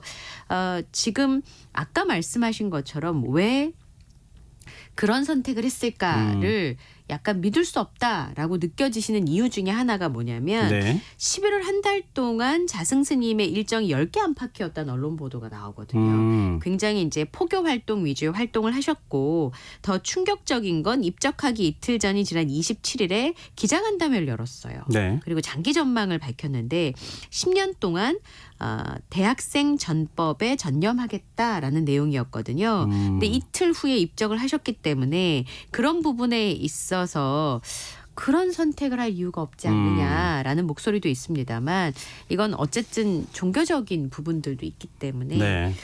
지금 경찰에서는 우선 다각도로 조사를 하고 있고요. 조계종에서도 이런 발표를 했기 때문에 좀 지켜봐야 될 것 같아요. 장례는 어떻게 치러지는 겁니까? 조계종이 발표한 계획을 보면 그 현재 총무원장인 진우 스님이 장의위원장을 맡아서 장례위원회를 꾸린 뒤에 장례를 엄수할 예정입니다. 5일장으로 치러지게 되고요. 연결식은 장례 마지막 날인 12월 3일 오전 10시에 열리게 됩니다. 그리고 다비는 자승 스님의 소속 본사인 용주사에서 열릴 예정이고요. 지금 조문도 시작이 됐습니다. 조문객들의 발길이 계속 이어지고 있는데요. 조계사 대웅전에 분향소가 마련돼 있고요. 2009년부터 8년 동안이나 총무원장으로 지내면서 종단을 끌었기 때문에 네. 갑작스런 입적에 각계 추모 발길들이 이어지고 있습니다. 지금 용주사와 봉은사, 보문사 등에서 12월 3일까지는 분향과 조문이 가능한 상황입니다. 네. 다음 수로 넘어가 보겠습니다. 전국 장애인 차별철폐연대가 내일 출근길 탑승 시위를 다시 하겠다 이런 입장을 밝혔어요. 네, 다음 달 1일부터 이제 내일이죠. 네. 지하철 2호선 시청역 등에서 출근길 탑승 시위를 재개했다는 예고도 했는데요. 12월 3일이 세계 장애인의 날입니다. 이 날이 생긴 지 31년이 지나도 달라진 것이 없다라고 하는 입장을 오늘 밝히기도 했는데 네. 지난 20일이었죠. 지하철 2호선 시청역 승강장에서 출근길 탑승 시위를 재개했는데 그 당시에 30분 동안이나 전장현과 경찰 그리고 서울교통공사 등이 대치하면서 2호선이 최대 47분까지 지연되는 혼잡이 벌어지기도 했습니다. 주장은 똑같습니다. 내년도 장애인 이동권 예산 확보를 요구하기 위해서인데요. 예산결산특별위원회에 이 증액 예산안을 포함해달라라고 하는 요구입니다. 국회는 증액 예산안을 반영해주고 또 오세훈 서울시장은 권리중심의 공공일자리와 장애인 거주시설의 연계 사업을 폐지하라는 주장을 하고 있는데요. 네. 서울 지하철이 요즘 좀 시끄럽습니다. 노조들의 파업 때문에 사실은 2번이나 파업이 있었기 때문에 또 좀 혼란스러운 점이 있었는데요. 게다가 이제 전장현의 탑승 시위를 재개하게 되면 지금 공사에서 대책회의를 해서 3단계 대응 방안을 발표를 했는데 네. 역사 진입 차단, 진입 시에는 승강장 안전문의 개폐 중단 등의 승차 제한, 그리고 모든 불법 행위의 법적 조치 등 3단계 대응 방안을 결정한 상황이었거든요. 이렇게 되면 지난번처럼 또 충돌이 벌어지지 않을까. 심지어는 상황이 종료되지 않는다면 극한 상황에는 해당령을 무정차 통과하겠다 이런 입장을 밝히고 있는 상황이고요. 시위가 예상되는 장소에다 바리케이트를 쳐서 전장현 측이 역사 내에 진입하더라도 시민들과 물리적으로 동선이 분리되도록 하겠다라고 하는 입장을 밝히고 있고 오세훈 서울시장도 지난번에 제가 잠깐 전해드렸습니다만 20일 날 페이스북에 올린 글을 보면요. 네. 출근길 대중교통을 막는 행위는 타인의 생존권을 부정하는 사회적 테러나 다름없다라는 강경 대응을 강조하고 있기 때문에 갈등이 너무 깊어지고 있는 것 같습니다. 그러니까 그 시위를 막는 방법에 대해서는 여러 가지 인식 차이가 있을 수 네. 있겠지만 다치는 일은 좀 없었으면 그렇죠. 좋겠어요. 예, 지난번에도 박경수 대표가 뭐 떨어져가지고 그거 가지고 그렇죠. 또 뭐 진실 논쟁이 벌어지기도 하고 그랬었잖아요. 네. 예, 지금 여러분께서는 KBS 라디오 김성환의 시사회와 함께하고 계십니다. 밤참스 계속 이어가겠습니다. 일본 도쿄의 한 사찰이 소장 중이던 고려 대장경을 유네스코 세계 기록유산으로 등재하는 방안을 추진 중이라고요? 네, 유네스코 세계 기록유산에 등재할 후보가요.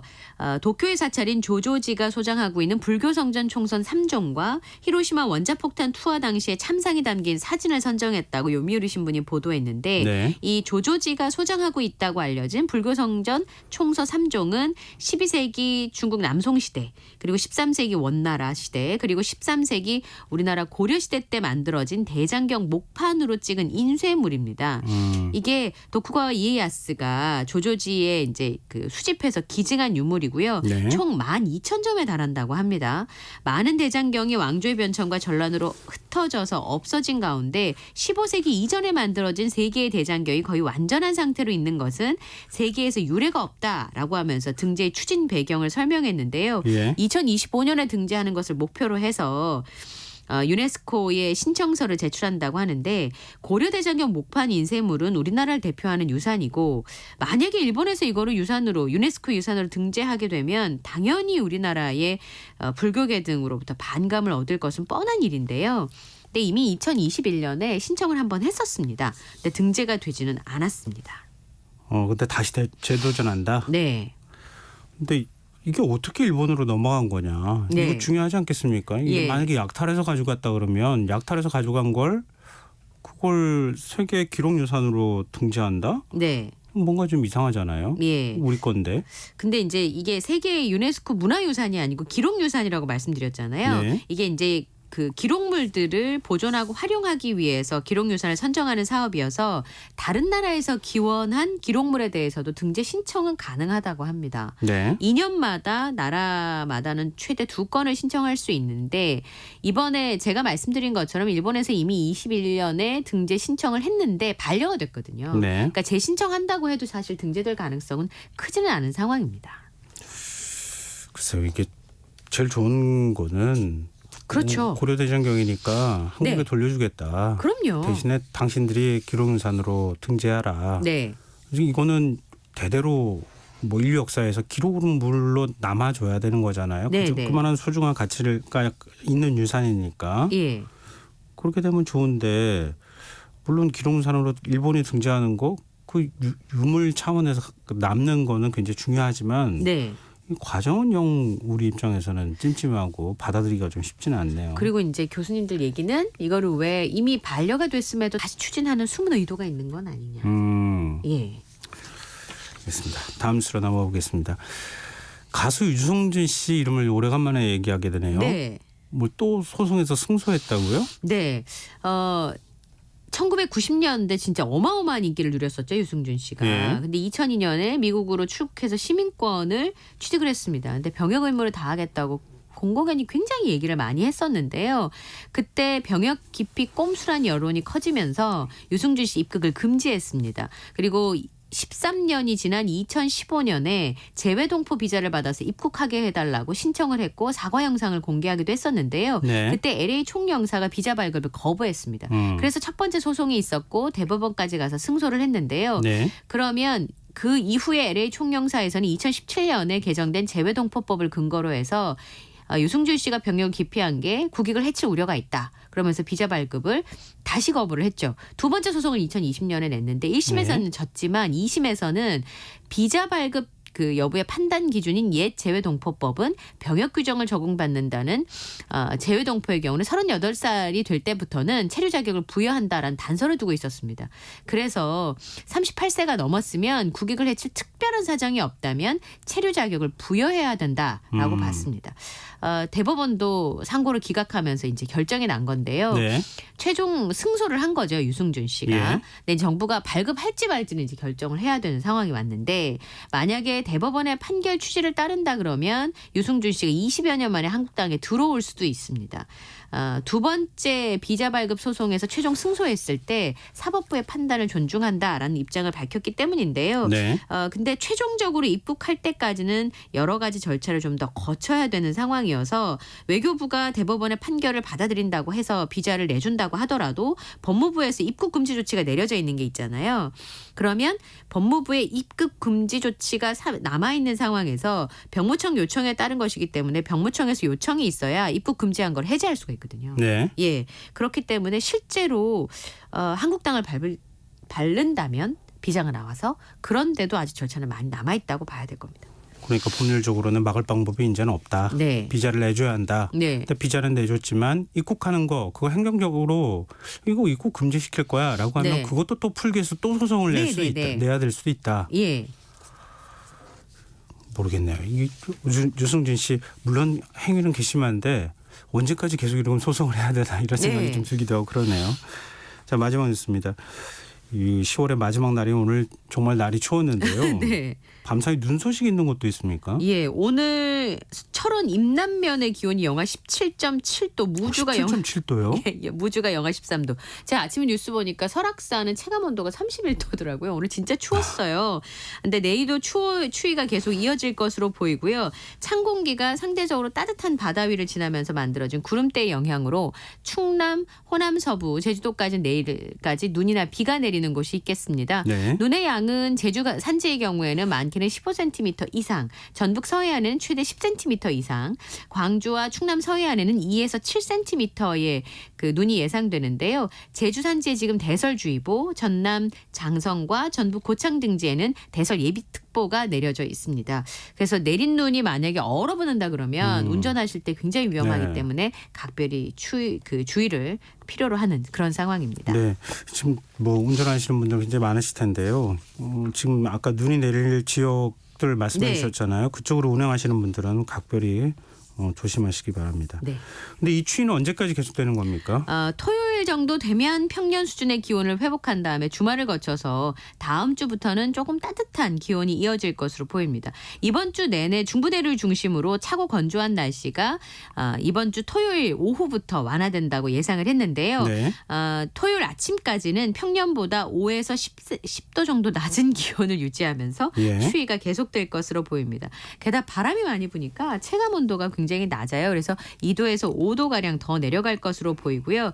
이게 이제 우란산맥 근처에 있는 대륙 고기압의 영향을 받는 걸로 찬 공기가 한반도 상층으로 지속적으로 유입되고 있습니다. 근데 2일부터 이 찬 공기가 동쪽으로 빠져나가고 고기압의 영향권에 들면서 맑거나 구름이 약간 있는 날씨가 이어질 것으로 보이는데요. 주말을 지난 월요일부터는 평년 수준을 웃도는 따뜻한 날씨가 이어질 것이라고 기상청은 밝혔습니다. 네.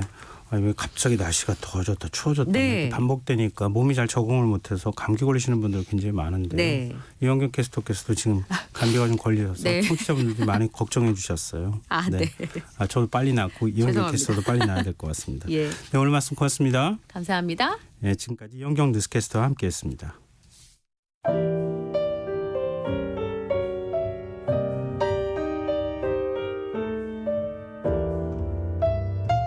내일의 품격.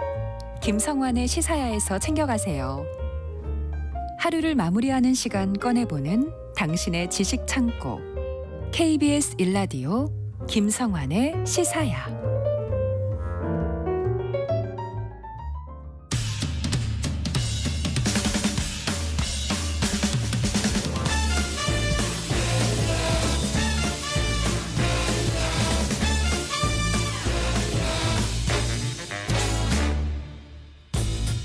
매주 목요일 흥미로운 공연을 소개해드리는 시간이죠. 일상 속 활력을 찾아내는 시간, 무엇이든 보러 가세요. 공연 제작사랑 안영수 대표 함께 하겠습니다. 안녕하세요. 예, 안녕하십니까. 오늘도 흥미로운 공연 소식을 전하기 위해서 달려온 공연 알림이 안영수 인사드리겠습니다. 어떤 공연을 알려주실 거예요, 오늘? 예, 오늘 이제 방송이 끝나면 제 시간이 딱 끝나면 한 몇 분 뒤면은 바로 12월이지 않습니까? 그렇죠. 예. 그야말로 연말에 어울리는 공연을 한 편 갖고 왔습니다. 연말에 어울리는 공연? 예. 뭐 꼭 연말이 12월이어야 해요? 아닌가요?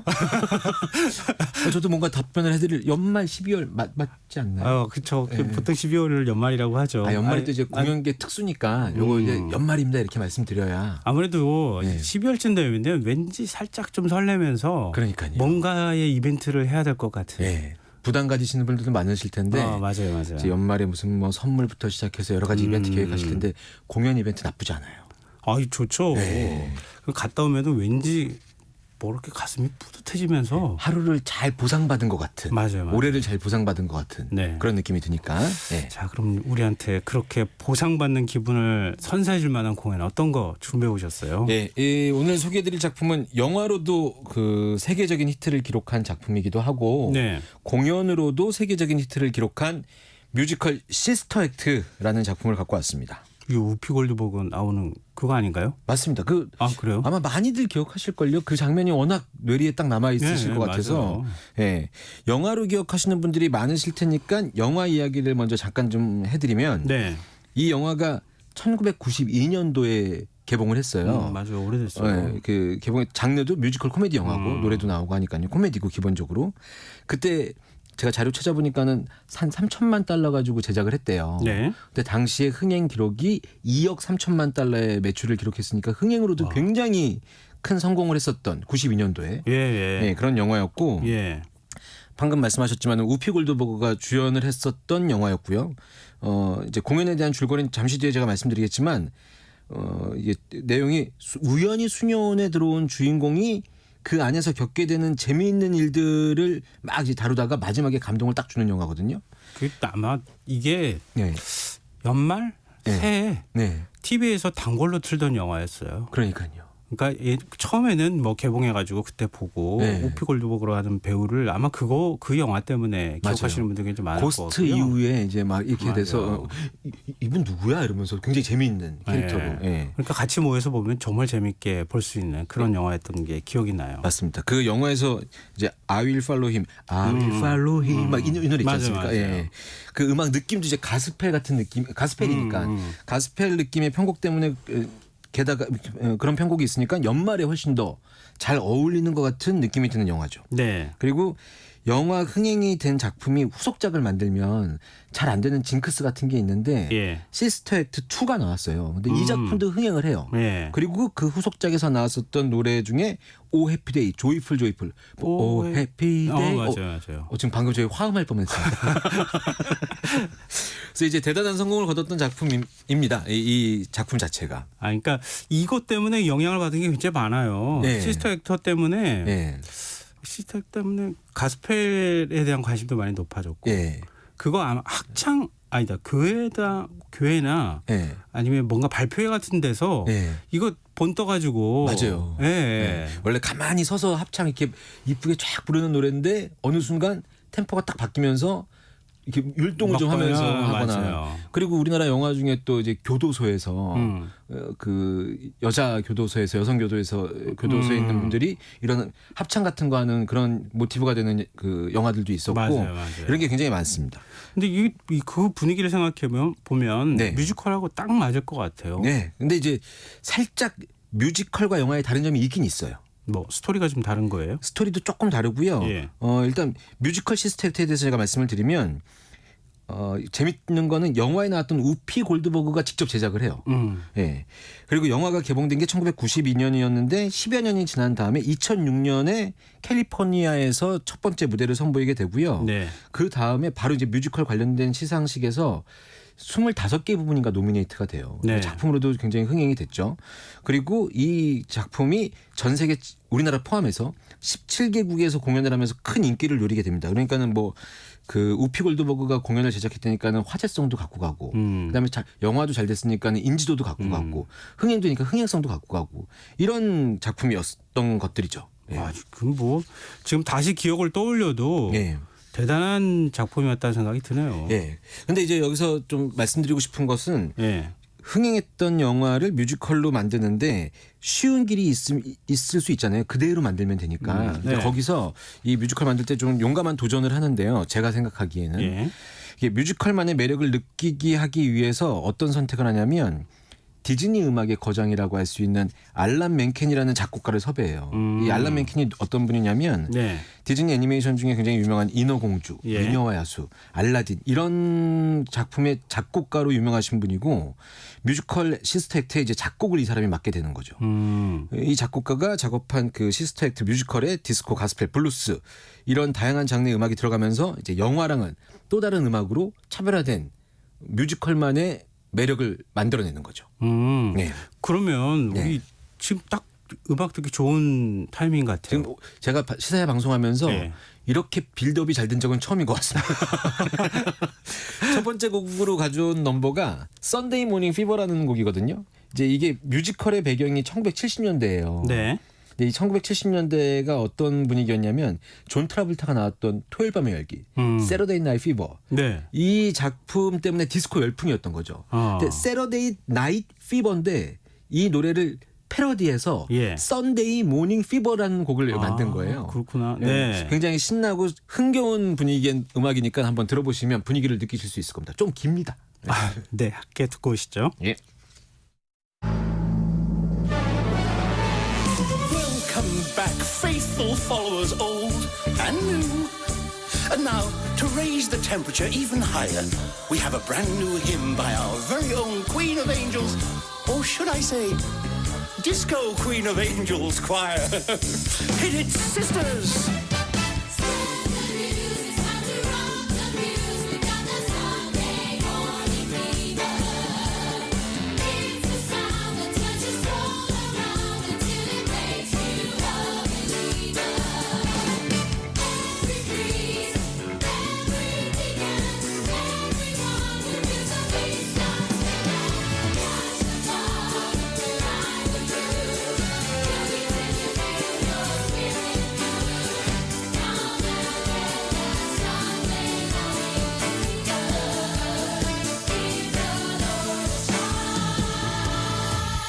Queen of Angels is not your grandma's church anymore. God help your grandmother if it were.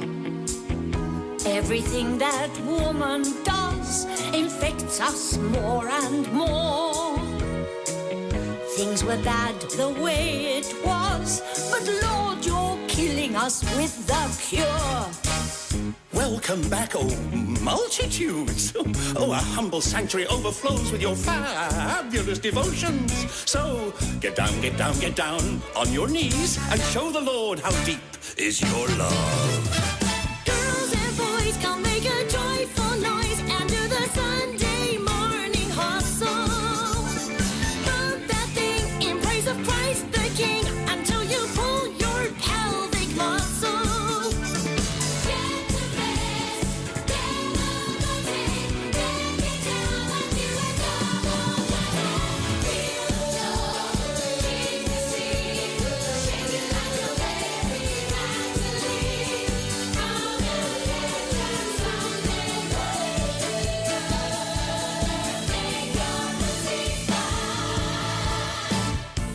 By popular demand, Queen of Angels Church expands to 8 masses per Sunday, all fueled by the high-octane choir direction of the fabulous Sister Mary Clarence.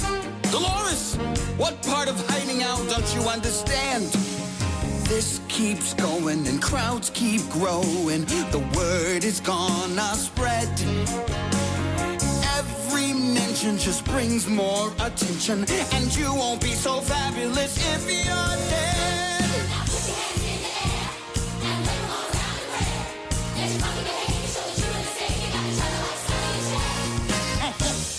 Hippity, ding dong, dippity dee. I'm a celibate sister, but I'm hardly so blessed, so hang on to your rosary. Now I may be a fossil, but my skills are colossal, and I rock the mic just like an apostle. I don't stop till your nuts go pop and I take you over the top. We got Matt, Mark, Luke and John. Those guys are pros and they ain't no cons. So let's party on till the break of dawn. Like a sanctify.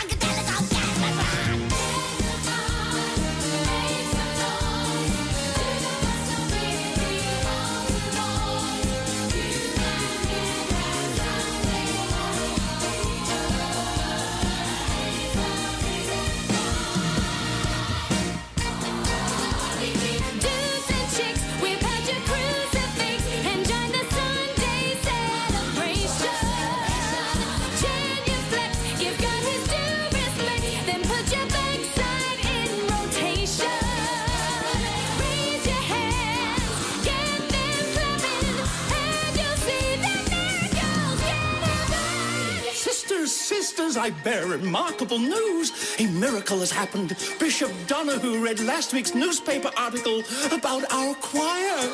No, wait, that is not the news. No, he called Archbishop Narsoutis, who called Cardinal McKenna, who has invited us to sing this week. You let me finish.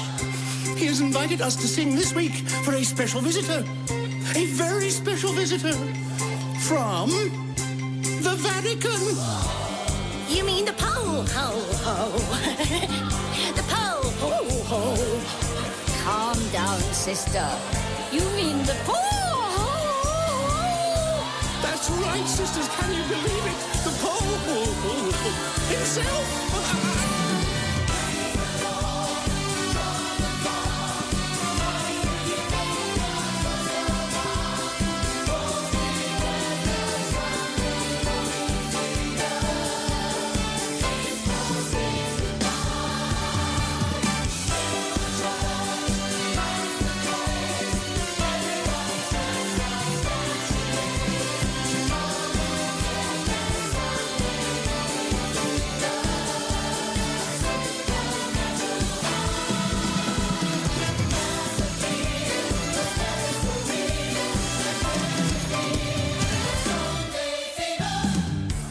Imagine what the Pope will make of them.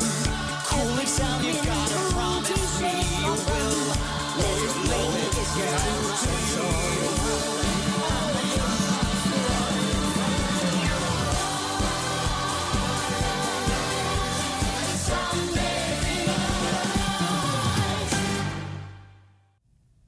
뮤지컬 시스텍트 가운데 썬데이 모닝 피버 함께 들어봤습니다.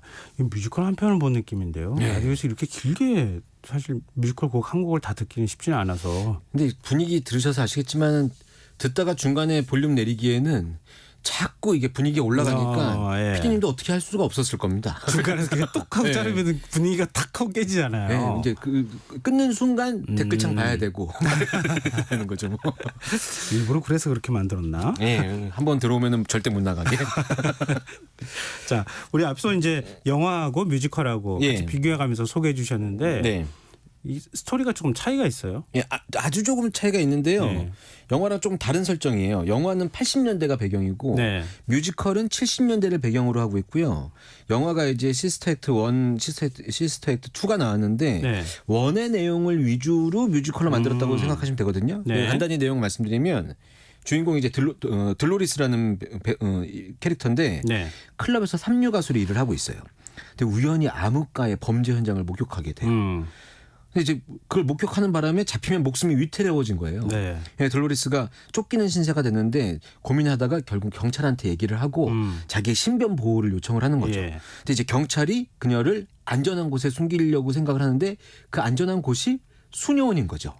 근데 수녀원에 이제 들어갔어요. 들로리스가. 근데 거기서 이제 들키면 안 되니까 어쩔 수 없이 수녀로 변신을 해서 생활을 해야 되는데 이제 그 수녀원이 굉장히 엄격한 생활을 하게 되고 거기 이제 원장 수녀 원장의 감시 때문에 본인이 이제 클럽에서 노래 부르던 사람인데 자유롭게 살던 사람이 갑자기 수녀님 돼가지고 이 끼가 어떻게 할 수가 없잖아요. 그래서 매번 말썽을 부리는 거예요. 그래서 이 들로리스한테 기발한 방법으로 성가대 지휘봉을 주어지게 됩니다. 성가대 지휘하면서 이제 신나게 하라고. 근데 거기서 반전이 들로리스가 이제 자기의 에너지와 매력적인 목소리 때문에 성가대가 굉장히 재미있고 파격적인 공연을 하게 돼요. 근데 이게 이 파격적인 공연을 하다 보니까 이게 굉장히 인기가 생겨요. 그래서 알려지게 돼요. 유명 인사가 돼요. 들로리스가 너무 신이 난 거죠. 숨어야 되는데 오히려 얼굴이 더 드러나는 상황이 된 그래서 거잖아요. 이제 그런 상황 때문에 생기는 좌충우돌 상황 코미디가 펼쳐지는 그런 내용이라고 생각하시면 됩니다. 아, 이 옛날 그 영화 같은 기억이 막 새록새록 돋아나는 것 같아요. 역시 오랜만에 시놉시스만 봐도 재밌겠는데 이런 생각이 드는. 그러니까 괜찮은 거는 뭐 어떤 작품이든 간에 다시 들어도 재밌고 그래요. 맞아요. 참 희한해요.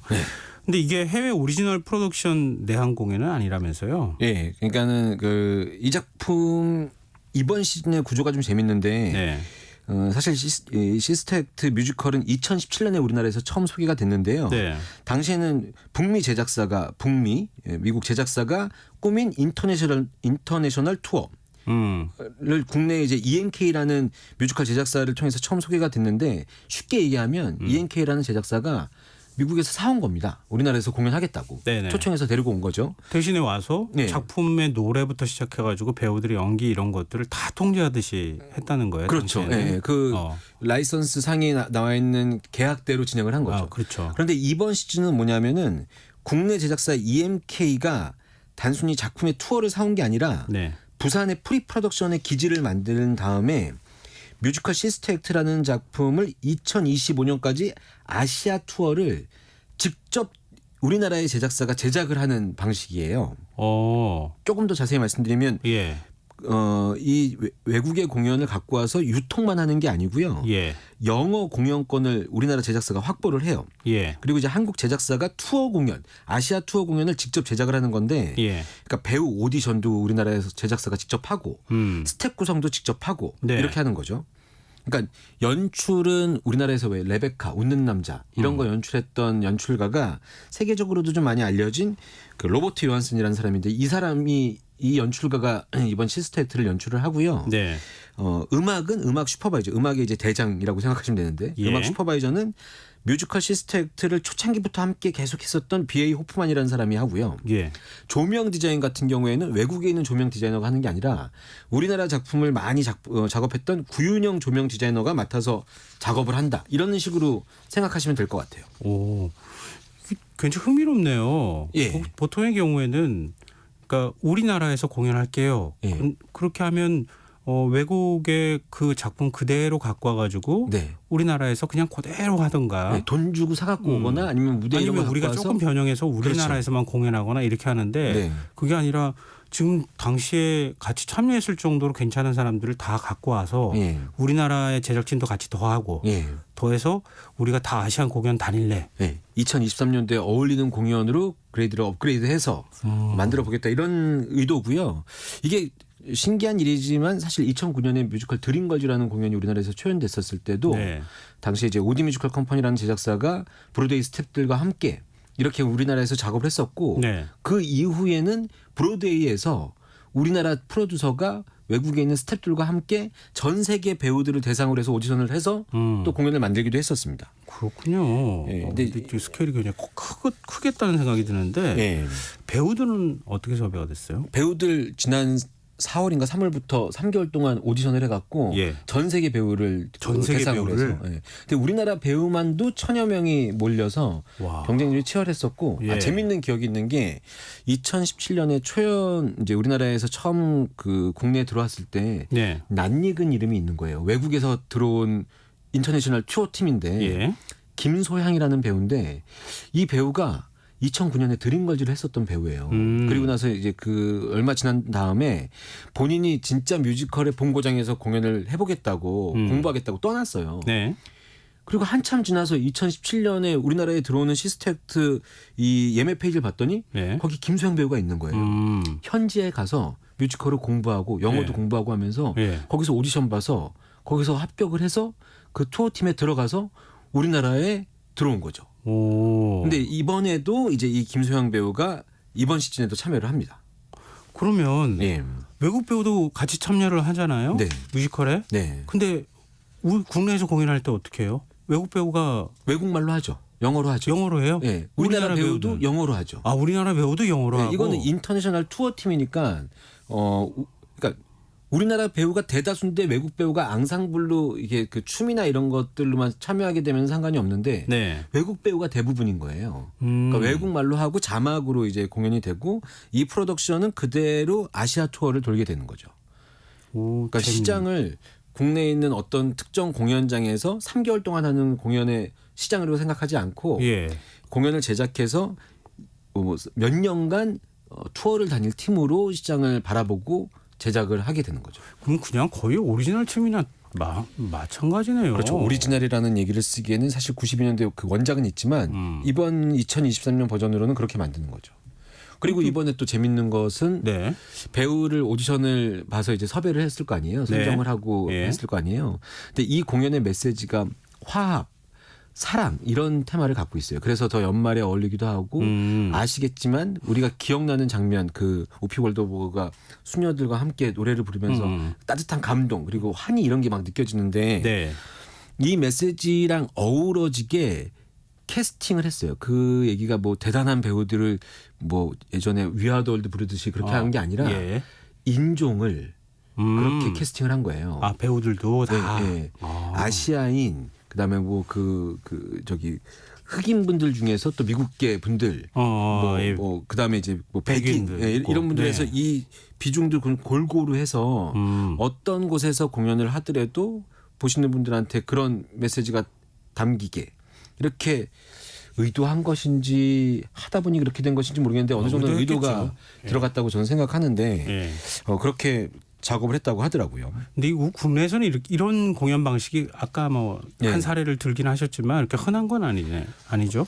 쉽지 않죠. 그 외국에 있는 그 스태프분들이랑 연결도 돼야 되고 그런 이제 그 관계가 형성이 돼야 되니까. 근데 우리나라에서 뮤지컬을 제작하는 것이 외국에서 봤을 때도 이제 그 수준이나 이런 것들이 비슷하다고 서로 인정이 되니까 이런 작업이 이루어질 수 있는 거고 시장도 훨씬 더 확대되니까 조금 더 글로벌하게 그리고 이제 뭐 K-팝 뭐 이렇게 많이 하는데 K-뮤지컬도 이런 식으로 발전되는 게 아닌가 이런 생각이 듭니다. 이런 모델들이 좀 더 확대되면 뭐 오리지널 신경 안 쓰고 우리가 그냥 원래 오리지널처럼 만들어서 전 세계 투어 공연 다니고 그래도 괜찮을 것 같아요. 그렇죠. 이제 요게 조금 더 발전되면은 우리나라에서 개발한 무슨 명성황후 같은 작품을 외국 스태프들과 함께 브로드웨이 버전으로 새로 만든다. 뭐 이런 얘기도 또 만들어질 수 있는 상황인 거죠.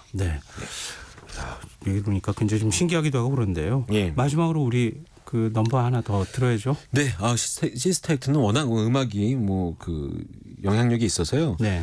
두 번째 곡은 이 곡을 준비했습니다. 주인공 들로리스와 수녀원의 수녀들이 함께 부르는 넘버인데 작품 클라이막스 때 등장하는 넘버라고 생각하시면 되거든요. Spread the Love Around라는 곡, 요거 준비해 갖고 왔습니다. 마지막으로 청취자분들 이 곡까지 들으시면은 가슴이 또 폭 뛰는 거 아니신가 모르겠네요. 잠 못 드신 거 아닌가? 행복한 느낌으로 주무시라 이거죠. 알겠습니다. 곧 12월입니다, 여러분들. 연말이에요. 연말에 어울 만한 공연 갖고 오셨습니다. 무엇이든 보러 가세요. 안영수 대표 함께했습니다. 고맙습니다. 김성환의 시사 오늘 순서 여기서 마칩니다. 모바일 쿠폰 당첨자는 홈페이지 공지사항에서 확인하실 수 있습니다. 끝으로 뮤지컬 시스터 액트 가운데 Spread the Love Around 함께 들으시고요. 저는 내일 다시 찾아뵙겠습니다. 지금까지 시사평론가 김성환이었습니다. 고맙습니다. It's a gift from above. Every song